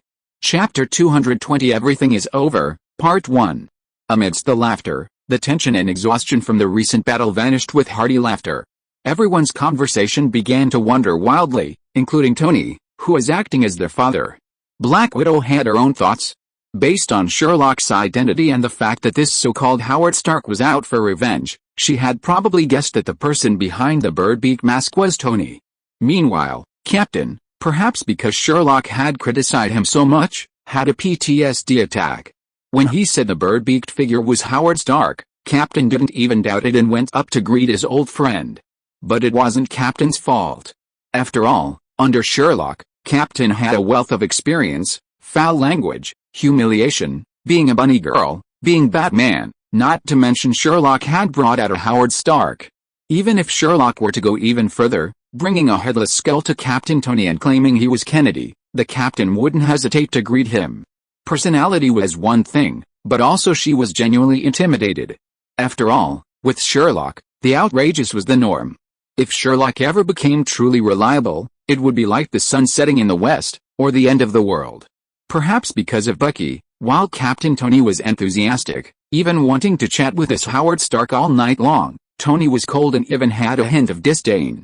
While he'd gotten his revenge, Tony wasn't ready to forgive the man who'd eventually fall out with him over his best friend. Black Widow saw through the subtle musings between the two men. Seeing the tension between them, she quickly stepped in to smooth things over. As the sirens and the roar of the motorcade's engines began to fill their ears, everyone decided to separate. Black Widow's idea was simple. Originally, she'd wanted to stay at Hawkeye's house for a while, experiencing the rural life Hawkeye loved so much. But seeing Sherlock standing there in his vest, Black Widow had a better idea. She immediately smiled and said she might stay at Sherlock's for a while, believing he'd definitely welcome her. Seeing Black Widow's seemingly smiling, yet ultimately menacing look, Sherlock dared not disagree. He immediately said Sherlock would absolutely welcome him. The last time he visited his shop, he'd noticed he was short of a cashier, and he'd be more than happy for Black Widow to help him out. Hearing Sherlock's words, Black Widow nodded in satisfaction. Of course, before heading to Sherlock, Black Widow and Black Egg might have to deal with some government questions, but that wasn't a big deal, considering they were both unaware of Hydra's information at the time. As for Captain, he said he wanted to find his good friend Bucky. After all, Bucky was the only person he knew well, especially with the recent death of his beloved Agent Carter. Now Captain America is completely focused on freeing his former best friend from Hydra. And after this battle, which was broadcast live on TV, Falcon is probably no longer destined for a peaceful life. Fortunately, this retired veteran is a single dog, and since he can feed the whole family, he simply decided to stay with Captain America as a teammate and fight Hydra together with Captain America. Then the only ones left are Tony pretending to be Howard Stark and Sherlock's sorcerer in disguise. Captain America and Black Widow didn't even ask about Sherlock's whereabouts. After all, they knew Sherlock's identity. As the saying goes, the monk can run away, but the temple cannot. Plus, they both remembered Sherlock's phone number, so there was no need to ask. But Black Egg was different. After Black Widow and Captain America found out about Sherlock's sorcerer in disguise, they didn't tell Black Egg. To Black Egg, Sherlock was still the mysterious sorcerer.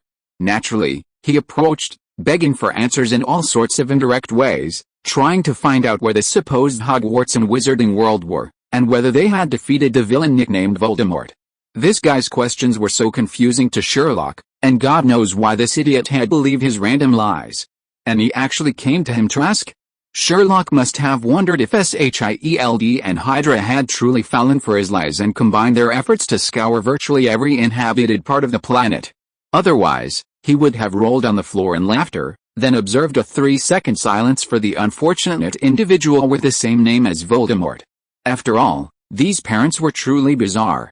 They could have chosen any other name, but such an unlucky one. They just wanted to make sure the kid wasn't a bit of a middle school kid. But he couldn't help but realize that his nickname was, well, Voldemort.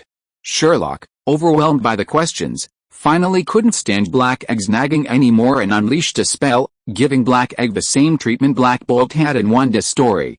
Seeing Black Egg panicking over the sudden loss of his mouth, a vital organ, Sherlock revealed a satisfied expression beneath his mask. Don't worry, my dear former director Black Egg. I didn't use much magic, and it will be back to normal in about 10 minutes. Just be quiet for 10 minutes. And don't try to find out anything about me. You're as dark on the outside as you are on the inside, a troublemaker I don't like. But I can tell you where I'm going, Sherlock said, gesturing behind him to Tony, who was trying hard to suppress a laugh. The dead always go where the dead go, don't they? With that, without caring about Black Egg's reaction, he dragged Tony towards the woods near SHIELD. Once everyone was out of sight, Sherlock took advantage of Tony's moment to react, grabbed the guy's arm, and quickly disapparated away. 10 minutes later, Black Egg's angry roar could be heard from the gathering place. He discriminated against me. This bastard actually discriminated against me.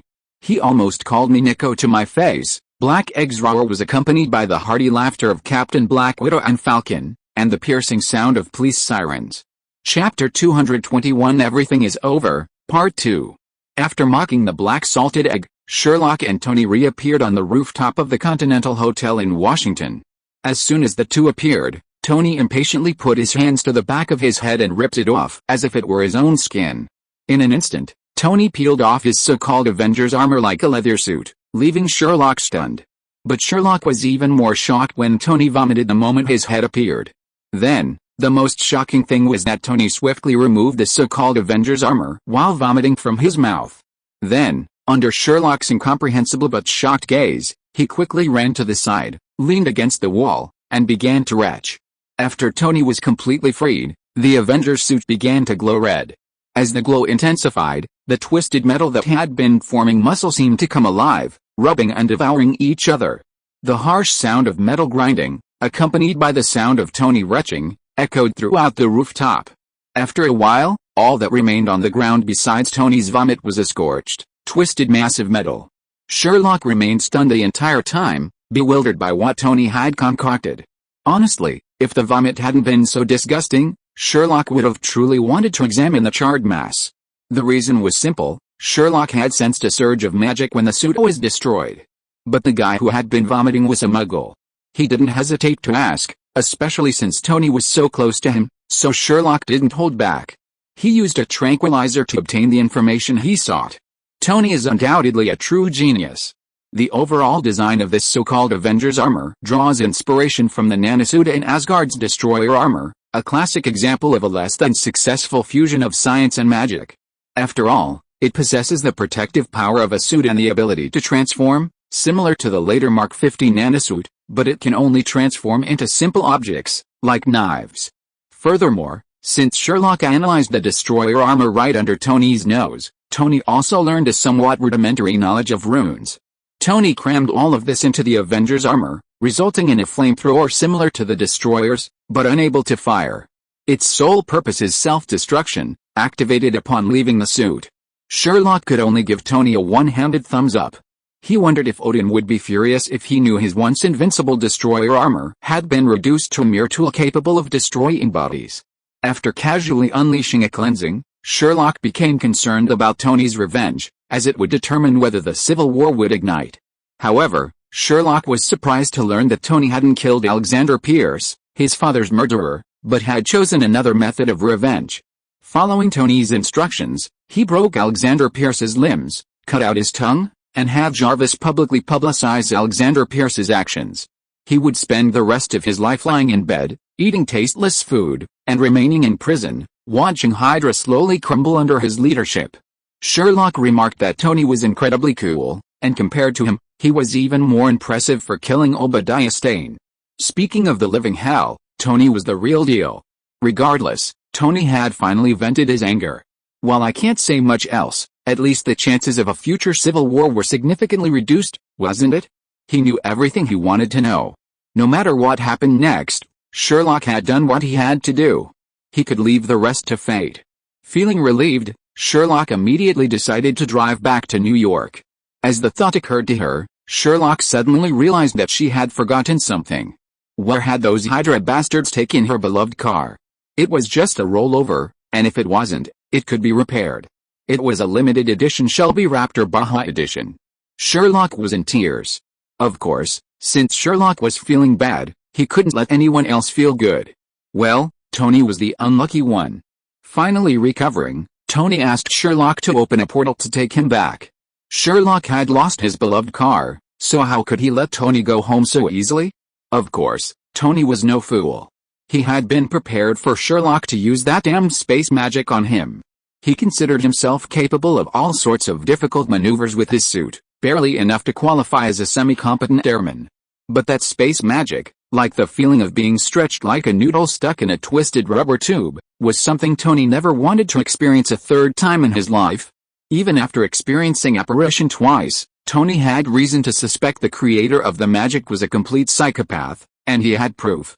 Seeing Tony's wariness, Sherlock abandoned the idea of using long-distance apparition to get Tony back and instead focused on another spell. Of course, to lower Tony's guard, Sherlock didn't send Tony home himself. Instead, he took him to dinner at the Continental Hotel in Washington. After all, they were already there, and Tony agreed. After the two of them had a hearty meal, Sherlock handed Tony a paper bag. Tony, still confused, assumed Sherlock wanted to pack up the leftovers. Just when Tony was about to open his mouth to ask, he felt as if an invisible hook had hooked him under his belly button, and the next second he spun off the ground. When Tony landed again, he was already in his own seaside mansion. At this moment, Tony finally figured out why Sherlock gave him the paper bag.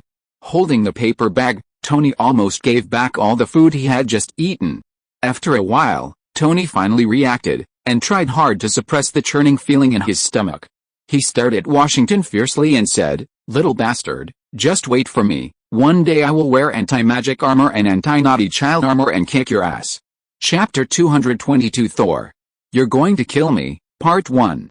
To Sherlock, the phrase "make guests feel at home" was once just a textbook idiom, describing the attentive hospitality of welcoming guests as if they were returning home.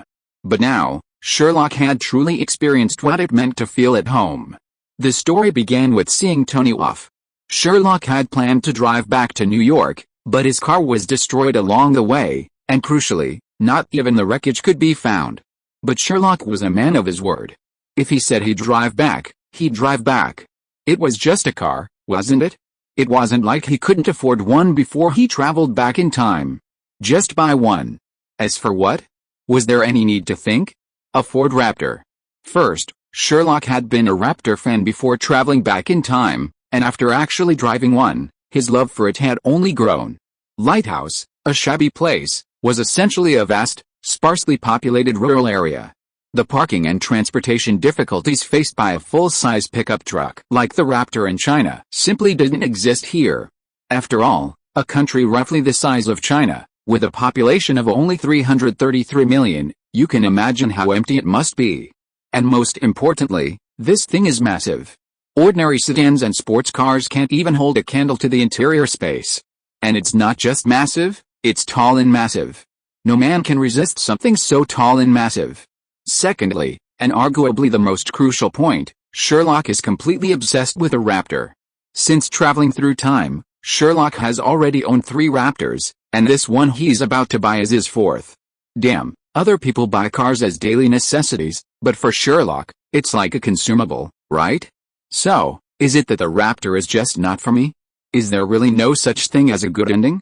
Sherlock absolutely refuses to accept that. Bullshit, what's destined to happen will happen, and what's not destined to happen can't be forced. I, Sherlock, refuse to believe in evil. I'm determined to change my destiny. Just kidding.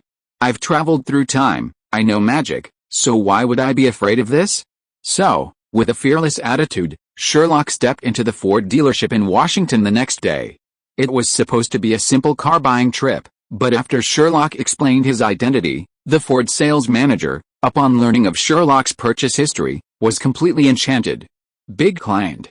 Truly a big client. This guy wasn't just a client, this guy was my dad. So, Sherlock truly experienced the feeling of being a father, even thinking that if he wanted, the manager would let him buy the car without even touching the ground. Of course, Sherlock ultimately declined the manager's insistent offers of Raptor variants and limited editions. In the end, impressed by the manager's hospitality, he swiped his credit card and bought 2 standard Raptors. He drove one back to New York, and asked the manager to find a truck to take the other back. What? Why did Sherlock only buy 2 standard Raptors? Because he felt bad. Damn, Sherlock was a little scared. A regular Raptor would wear out, but God knows how heartbroken Sherlock must have felt when that Shelby Raptor Baja Edition tumbled. It wasn't Sherlock's car that was destroyed, it was his heart. Thinking of this, Sherlock couldn't help but spit at Bucky. Sherlock had remembered this, and when he came to his senses, he would definitely take revenge. So, with the car dealership owner and his employees lining up to see him off, Sherlock, with a strange look on his face, drove home in his newly purchased car. Everything was normal at first.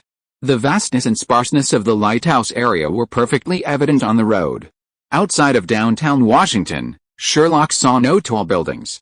Even after reaching the highway to New York, there wasn't a single person to be seen except for passing cars.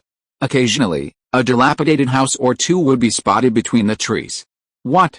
Why not take the highway? You're kidding. Even though the highway here is toll-free, the scenery on the highway is nowhere near as beautiful as on the highway. What's more, Sherlock himself was not in a hurry, and just regarded it as a trip to relieve his mood after the war. But what Sherlock never expected was that while he was carefully enjoying the scenery around the road, someone just didn't want Sherlock to be so leisurely. Just as Sherlock was happily driving his newly bought car slowly on the road, a colorful beam of light instantly enveloped Sherlock's car. It even made Sherlock unable to open his eyes.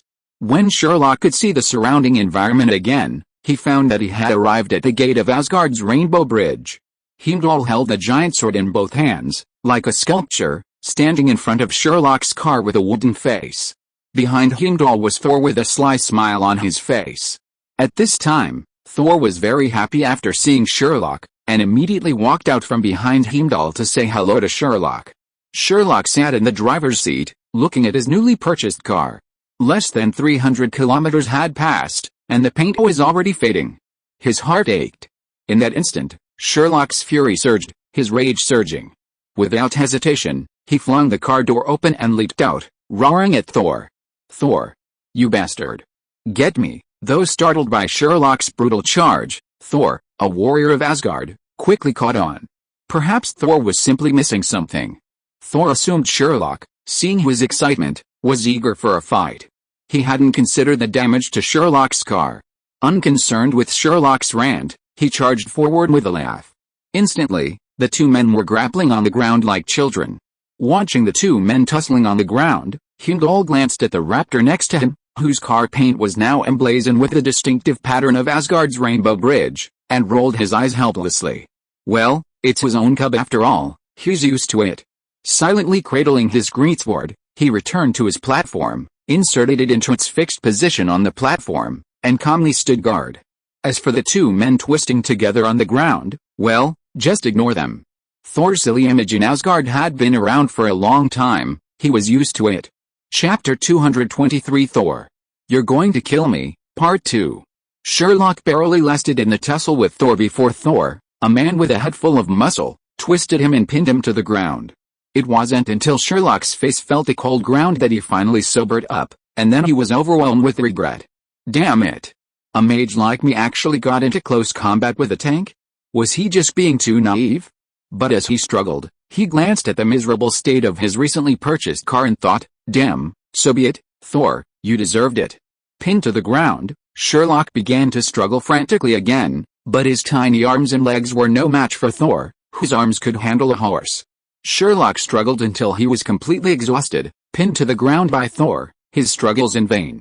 What made Sherlock's blood pressure soar the most was that Thor, seeing Sherlock's exhaustion, even asked a question with amusement.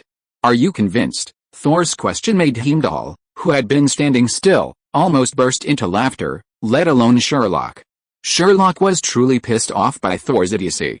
Though he felt a deep sense of frustration and wanted to stand up and let Thor experience the allure of a large melon, he could only utter a venomous, aggrieved remark. I'm convinced. Let me go, he couldn't resist. After all, if he didn't, this idiot would really hold you down until you did. Seeing that Sherlock had overcome his frustration, Thor finally let go of Sherlock, smiling broadly as if he hadn't been the one pinning Sherlock to his feet. Once they both stood, Sherlock decided to let the idiot go for now. After all, they were on his territory, with Heimdall watching, so he couldn't be too aggressive. What did you call me for? Sherlock asked, glaring fiercely at Thor, who stood there with a smile on his face. After all, they had used the rainbow bridge to bring him here, so they must have something to ask of him. In response to Sherlock's question, Thor calmly pulled out a crumpled pink envelope from his pocket and handed it to Sherlock, then explained the whole story. Thor and Jane were happily enjoying their honeymoon on Earth, having a carefree time. The long stay had made Thor increasingly familiar with life on Earth. While Thor was happy, Odin wasn't. After all, he was a god from Asgard and the heir to his throne, so it wasn't right for him to stay away from home. So one night, while Thor was using the restroom in the woods, Heimdall called him back using the rainbow bridge. Naturally, Thor was very unhappy about being called back, and he and Odin had a huge argument. Thor said he had found true love and wanted to have a relationship, while Odin felt his brain nearly explode with pain as he watched his love-struck son. Putting aside Thor's status as heir to the throne, the difference in lifespans between Jane and Thor is significant. After all, the lifespans of the Thors this year are short, lasting only a few thousand years, while Jane's lifespan is a mere 100. Naturally, Odin would not approve of a union between Thor and Jane. However, Thor, overwhelmed by love, ignored all that and immediately demanded Heimdall send him back. Seeing his son so infatuated, Odin even questioned whether he was his biological son. Furious, Odin immediately grounded Thor. As a subject of Odin's, Heimdall was bound to obey. So, no matter how Thor raged, as long as Odin remained alive, he could not leave Asgard. It's hard to say whether Thor's incompetence was a shrewd fool or a clever one. Unable to leave Asgard, Thor devised a solution that would satisfy both sides. He asked someone to come to Asgard to deliver a letter to Jane and explain the situation, not to leave without saying goodbye. And this unlucky person who delivered the letter was Sherlock. After listening to Thor's explanation of the whole process, Sherlock felt a little uneasy. With a look of surprise, he pointed at his new car, which was no longer in its original paint, and then pointed at himself, and asked in disbelief. "So, you used the Rainbow Bridge to get me to Asgard just to ask me to deliver a love letter for you?" Hearing Sherlock's question, Thor had no psychological burden and even answered with a shy expression. "Well, there's one more thing. I just want you to give me some reference. Can you see how my love letter is written?" After hearing Thor's answer, Sherlock felt like his head was about to explode from the blood pressure. He immediately took out a mace from the library and charged at Thor again. "Thor, you bastard. Get on with me." Heimdall, who had been standing guard, watched the two men tussle again, feeling a surge of frustration, helplessly rubbing his forehead with his hand. He had objected when Thor had first approached him about this, but Thor wouldn't listen, insisting he was his good brother. In the end, Heimdall hadn't mentioned Thor, who was all about muscle. Since this didn't violate Odin's rules, Heimdall agreed to Thor's request despite foreseeing it. Though prepared, Heimdall still felt a sense of disgrace to Asgard after witnessing it. Even listening to Sherlock's curses, Heimdall wondered if Asgard could continue its prosperity under Thor's leadership. After all, most people wouldn't act so ruthlessly. If Thor truly inherited the throne, it was hard to imagine how Asgard's actions would change. Of course, no matter how worried Heimdall was, the final outcome of the melee between Sherlock and Thor would not change, even if Sherlock used their weapon. He was pinned to the ground by Thor. In the end, Sherlock had no choice but to agree to help Thor deliver the letter. What else could he do? On the one hand, since it was on someone else's territory, Sherlock didn't dare to go too far. On the other hand, Sherlock really couldn't beat Thor without using magic. What? Why not use the magic he learned from Kamartaj? Thor is stupid, but not stupid, and he is really shameless. Forget melee. If you dare to use magic, he will summon Meow Hammer. Do you believe it? Being hit by Thor's hammer is already uncomfortable, and Sherlock doesn't want to be hit by Meow Hammer again. If you're listening to this novel on a channel other than Fanfic World, it means they downloaded and uploaded it without effort. We cordially invite you to visit our channel, Mundo Fanfic Novelis. There you'll find the original version of this story and you can explore many other novels of various genres. We're waiting for you to immerse yourself in a world of incredible novels. Chapter 224 Sherlock is driven crazy. In the end, Sherlock, still with a constipated expression, sat in the car, holding Thor's love letter to Jane, and let Heimdall take him back via the Rainbow Bridge. Looking at the familiar scene before him, then at his own car's hood, which had been burned to reveal its metal base, Sherlock held his breath for a long time, but finally gave in. Without hesitation, he jumped out of the car, stood at the front, pointed to the sky with one hand, then to the car, and sent a telegram to the sky with Thor as the center and 18 generations of relatives as the diameter. He continued to send telegrams for half an hour. He spat out a variety of obscenities, and his speed was comparable to that of a self-disciplined captain. Even the best rappers would be driven to inaction by Sherlock's barrage of insults. Of course, this had no effect on Heimdall and Thor in the Divine Realm. Although Heimdall could see Sherlock via the Rainbow Bridge, that didn't mean Heimdall could hear what Sherlock was saying.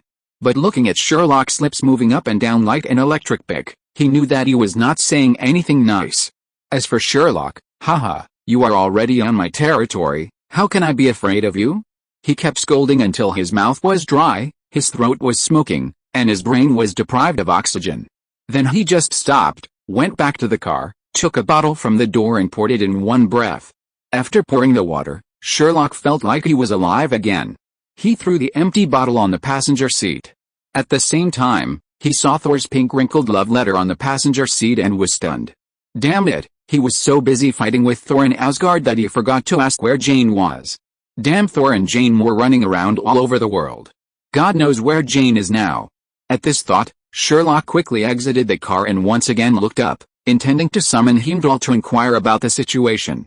After all, finding anyone in that tiny town of Aski was difficult, let alone on Earth with its 7 billion inhabitants. Before Sherlock could even begin to speak, as if by telepathy, the brilliant beam of light from the Rainbow Bridge descended from the sky once more. The only difference was that this time, No one emerged from the beam, and Sherlock and his car were not suddenly summoned from Earth to Asgard. Only a piece of paper, slowly drifting in the sky as the light from the Rainbow Bridge faded, remained. The moment Sherlock saw the note, he opened a portal without hesitation and grasped it in his hand. He had initially assumed Thor had discovered the situation and given him Jane's address on the note, but after holding it in his hand, Sherlock realized it wasn't an address at all. It was the divine equivalent of a blood pressure boosting drug. There was only one sentence on the note, which translated to mean, "I don't even know where Jane is, why don't you look for her? After all, you were able to find Jane easily last time, so I'll leave everything to you." There was even a cute version of Hello Kitty holding a meow hammer at the end of the note. Damn it, Thor, you're a 5 feet 9 inches tall, skinny guy, are you trying to be cute with me? Still looking for Jane? Is this thing that easy to find? How about I throw a needle into the sea, and you try to find it? Feeling his blood pressure rising, Sherlock immediately tore Thor's note to pieces and continued to send a telegram to the sky. While Sherlock was cursing happily over here, at the entrance of Asgard's Rainbow Bridge, Thor was looking at Heimdall in front of him with a gleam in his eyes like a dog. "So, Heimdall, did Sherlock get the note I gave him?" Hearing Thor's question, Heimdall turned to look at Thor, who looked like a husky waiting to be praised, then glanced across the Rainbow Bridge at Sherlock, who was still rapping. Finally, he could only nod at Thor, conscientiously, before replying, "I got it, and he seems quite pleased." Thor smiled with satisfaction, admiring his own wit as he strode back and forth to the palace. Watching Thor depart, Heimdall sighed helplessly and quickly looked away from Sherlock, who had been cursing so profanely. Back on Earth, Sherlock, performing a telegraph, felt his blood pressure slowly return to normal after receiving countless looks from passing vehicles, and paused his rap. But turning back and catching sight of his beloved car, Sherlock's blood pressure shot up again. My goodness, how can this even be a car? Isn't this pure obsessive-compulsive disorder? Heimdall, perhaps knowing what Sherlock was saying from his mouth, even went so far as to align the pattern when driving across the Rainbow Bridge. But after all, it was a teleportation across the universe, so even if it was aligned, the precision, well, it was a bit spotty. The first pattern had barely added a touch of mystery to the raptor's imposing form, but this second burn had abruptly turned the already somewhat mysterious pattern into a double image. Sherlock's blood pressure wasn't just rising, he was almost having an OCD attack. He couldn't say anything else, but one thing Sherlock was certain of, it wasn't that the raptor and he were incompatible, but that Thor and he were incompatible. His raptors were simply sacrifices to protect him from disaster. Okay, that's how you're going to do it, huh? Sherlock let out a snarling laugh, then got in his car and, without hesitation, turned off the highway and into a modification shop in a small city. 2 days later, a completely unpainted, heavily modified raptor, constructed entirely of thickened stainless steel, appeared on the highway again. Even the tires, shocks, rear bed, and gantry were reminiscent of the Sherby Raptor Baja edition. The only difference was that every stainless steel piece was used. Even the rear bed. The owner of this outlandish stainless steel Raptor was none other than Sherlock, whose paint had been damaged just 2 days prior. Damn it, you're going to try to burn my paint again this time? I'm not afraid of a car made entirely of stainless steel. Honestly, if the modification shop hadn't been able to produce a gold titanium alloy body, Sherlock would have even considered modifying his own car with the same material used in the Mark armor. And that letter from Thor? Haha, what a joke. Sherlock went straight to the Continental Hotel and posted a mission, asking them to deliver the letter to Jane. The reward was 10 gold coins. Such a ridiculous and dangerous letter delivery mission. Not to mention the assassins, even some of the logistics staff went crazy. It was just a letter, just a kiss. Chapter 225 Mark 42, Antonati Child Armor. Sherlock drove his modified stainless steel Raptor all the way back to New York, attracting countless attention along the way. It was truly eye-catching, far more than any supercar, even drawing the attention of numerous police officers. He was stopped countless times along the way. Fortunately, car modifications aren't a big deal in the US, and since Sherlock isn't a jerk, he simply checked his ID and, after a flurry of compliments and requests for photos, he was allowed to pass. Strangely enough, the original Raptor was either damaged or had its paint burned, but after converting it to flame-resistant stainless steel, Sherlock encountered no problems. Aside from being stopped for photos, He made his way back to New York safely. It was already night when he arrived, and Sherlock had no intention of returning home. Instead, he called Tony, a night owl, to confirm he was still awake, then turned a corner and headed for his villa. Tony has now handed over nearly all company responsibilities to Pepper Potts. While the company remains Tony's, he's become a hands-off boss. He spends his days at home researching various armors. If it weren't for his revenge, he'd likely have already created his now amazing Mark 42 prodigal. But it's not too late now. When Sherlock entered Tony's basement, he saw Tony injecting himself with a Mark 42 tracking device. Seeing Sherlock approach, Tony was as excited as a child, pulling Sherlock aside to demonstrate his newly developed armor. Seeing Tony, who appeared remarkably relaxed after his revenge, Sherlock didn't say anything. Instead, he excitedly raised his phone, ready to record Tony's famous deadly chicken fight. Seeing Sherlock raise his phone, seemingly waiting for him to summon the Mark 42, and thinking back to Sherlock's claim of mastering divination, Tony's thoughts quickly became riveted. Despite harboring a grudge, Tony remained impassive at his workbench, where he assembled his armor. With a rather childish gesture, he summoned the armor parts scattered throughout the workshop. As Tony gestured, the first part, as if receiving a command, instantly activated its micro-thrusters, and with the sound of a rocket igniting, it soared into the air. Sherlock, recording with his phone, watched as Tony, on his screen, waved his hands at Sherlock. The part, originally headed straight for Tony, suddenly abruptly turned a 90-degree angle in midair and flew towards Sherlock. "Fuck you. You have no moral composure." Unwilling to experience the gruesomeness of a chicken fight, Sherlock dropped his phone without hesitation, cursing profusely as he turned and ran. But Sherlock's wily arms and legs, no matter how fast he ran, were no match for the flying armor parts. Before Sherlock could even take a few steps, he felt something slam into his hand, the force so intense that he stumbled forward. Just as he steadied himself and turned to lash out at Tony, he saw a component fly toward his chest. In a split second, Sherlock felt as if a sledgehammer had struck his chest, the force lifting both feet off the ground. And that wasn't the end of it. Just as his feet had left the ground, he felt a blow to his back. Weightless, Sherlock had no time to adjust, and he was slammed to the ground in a dog-eat-shit position.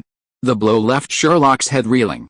Before Sherlock could recover from the dizziness and even get up, a jet of flame erupted from the waist of the now-closed breastplate, lifting Sherlock into the air with a scream. As Sherlock soared into the air, the remaining parts quickly flew towards him, their left leg the first to follow, accompanied by a snapping sound as mechanical impact clashed with flesh. The Mark 42's left leg armor successfully closed around Sherlock's left leg, and the impact sent Sherlock spinning in midair like a human gyroscope. The arrival of the right leg armor also successfully sent Sherlock spinning in the opposite direction. The entire basement was filled with Sherlock's screams and the sound of metal hitting flesh. To the uninitiated, one might have thought Tony was spanking a child in the middle of the night. Sherlock, on his side, felt a sharp pain that spread rapidly through his meridians, like a turbulent force. Although his legs were firmly planted on the ground, he felt like a cooked shrimp, clutching his vitals, his face flushed as he stared at Tony, who stood a short distance from the stage. But Sherlock was surprised to learn that just as he'd begun to recover and was about to deal with the gloating figure on the platform, the Mark 42's visor slammed into Sherlock's face without a pause. In that instant, Sherlock even recalled a time before his time travel, when he'd been ambushed and smacked in a fistfight. This wasn't just a visor, it was a pure fistfight simulator, the kind you'd experience in person. Honestly, the moment the visor closed, Sherlock was not only thrown backward by the immense force of the visor, slamming his bare face to the ground, but also saw his grandmother, smiling and waving at him, amidst the starry sky. After a while, Sherlock barely managed to suppress the pain. Before he could even get up, he heard footsteps approaching, finally landing not far from him. As the footsteps stopped, Tony's snarling voice rang out, filled with suppressed laughter. "It seems the summoning power of the Mark 42 armor needs to be reduced a bit. But the power can be increased when dealing with naughty kids. Jarvis, record this. From now on, this armor will be codenamed Prodigal Son, also known as the Anti-Naughty Kid Armor." Jarvis, did you record the video just now? Wait for the reply to be sent to my phone. I want to watch it over and over again. It's really funny. Ho ho ho ho ho ho ho ho. End of this chapter. Thank you very much for reaching the end. Don't forget to like. Looking for more exclusive content and immediate access? Subscribe to our Patreon. Remember, every like, subscription, or donation encourages us to continue. Thanks to everyone. See you in the next video.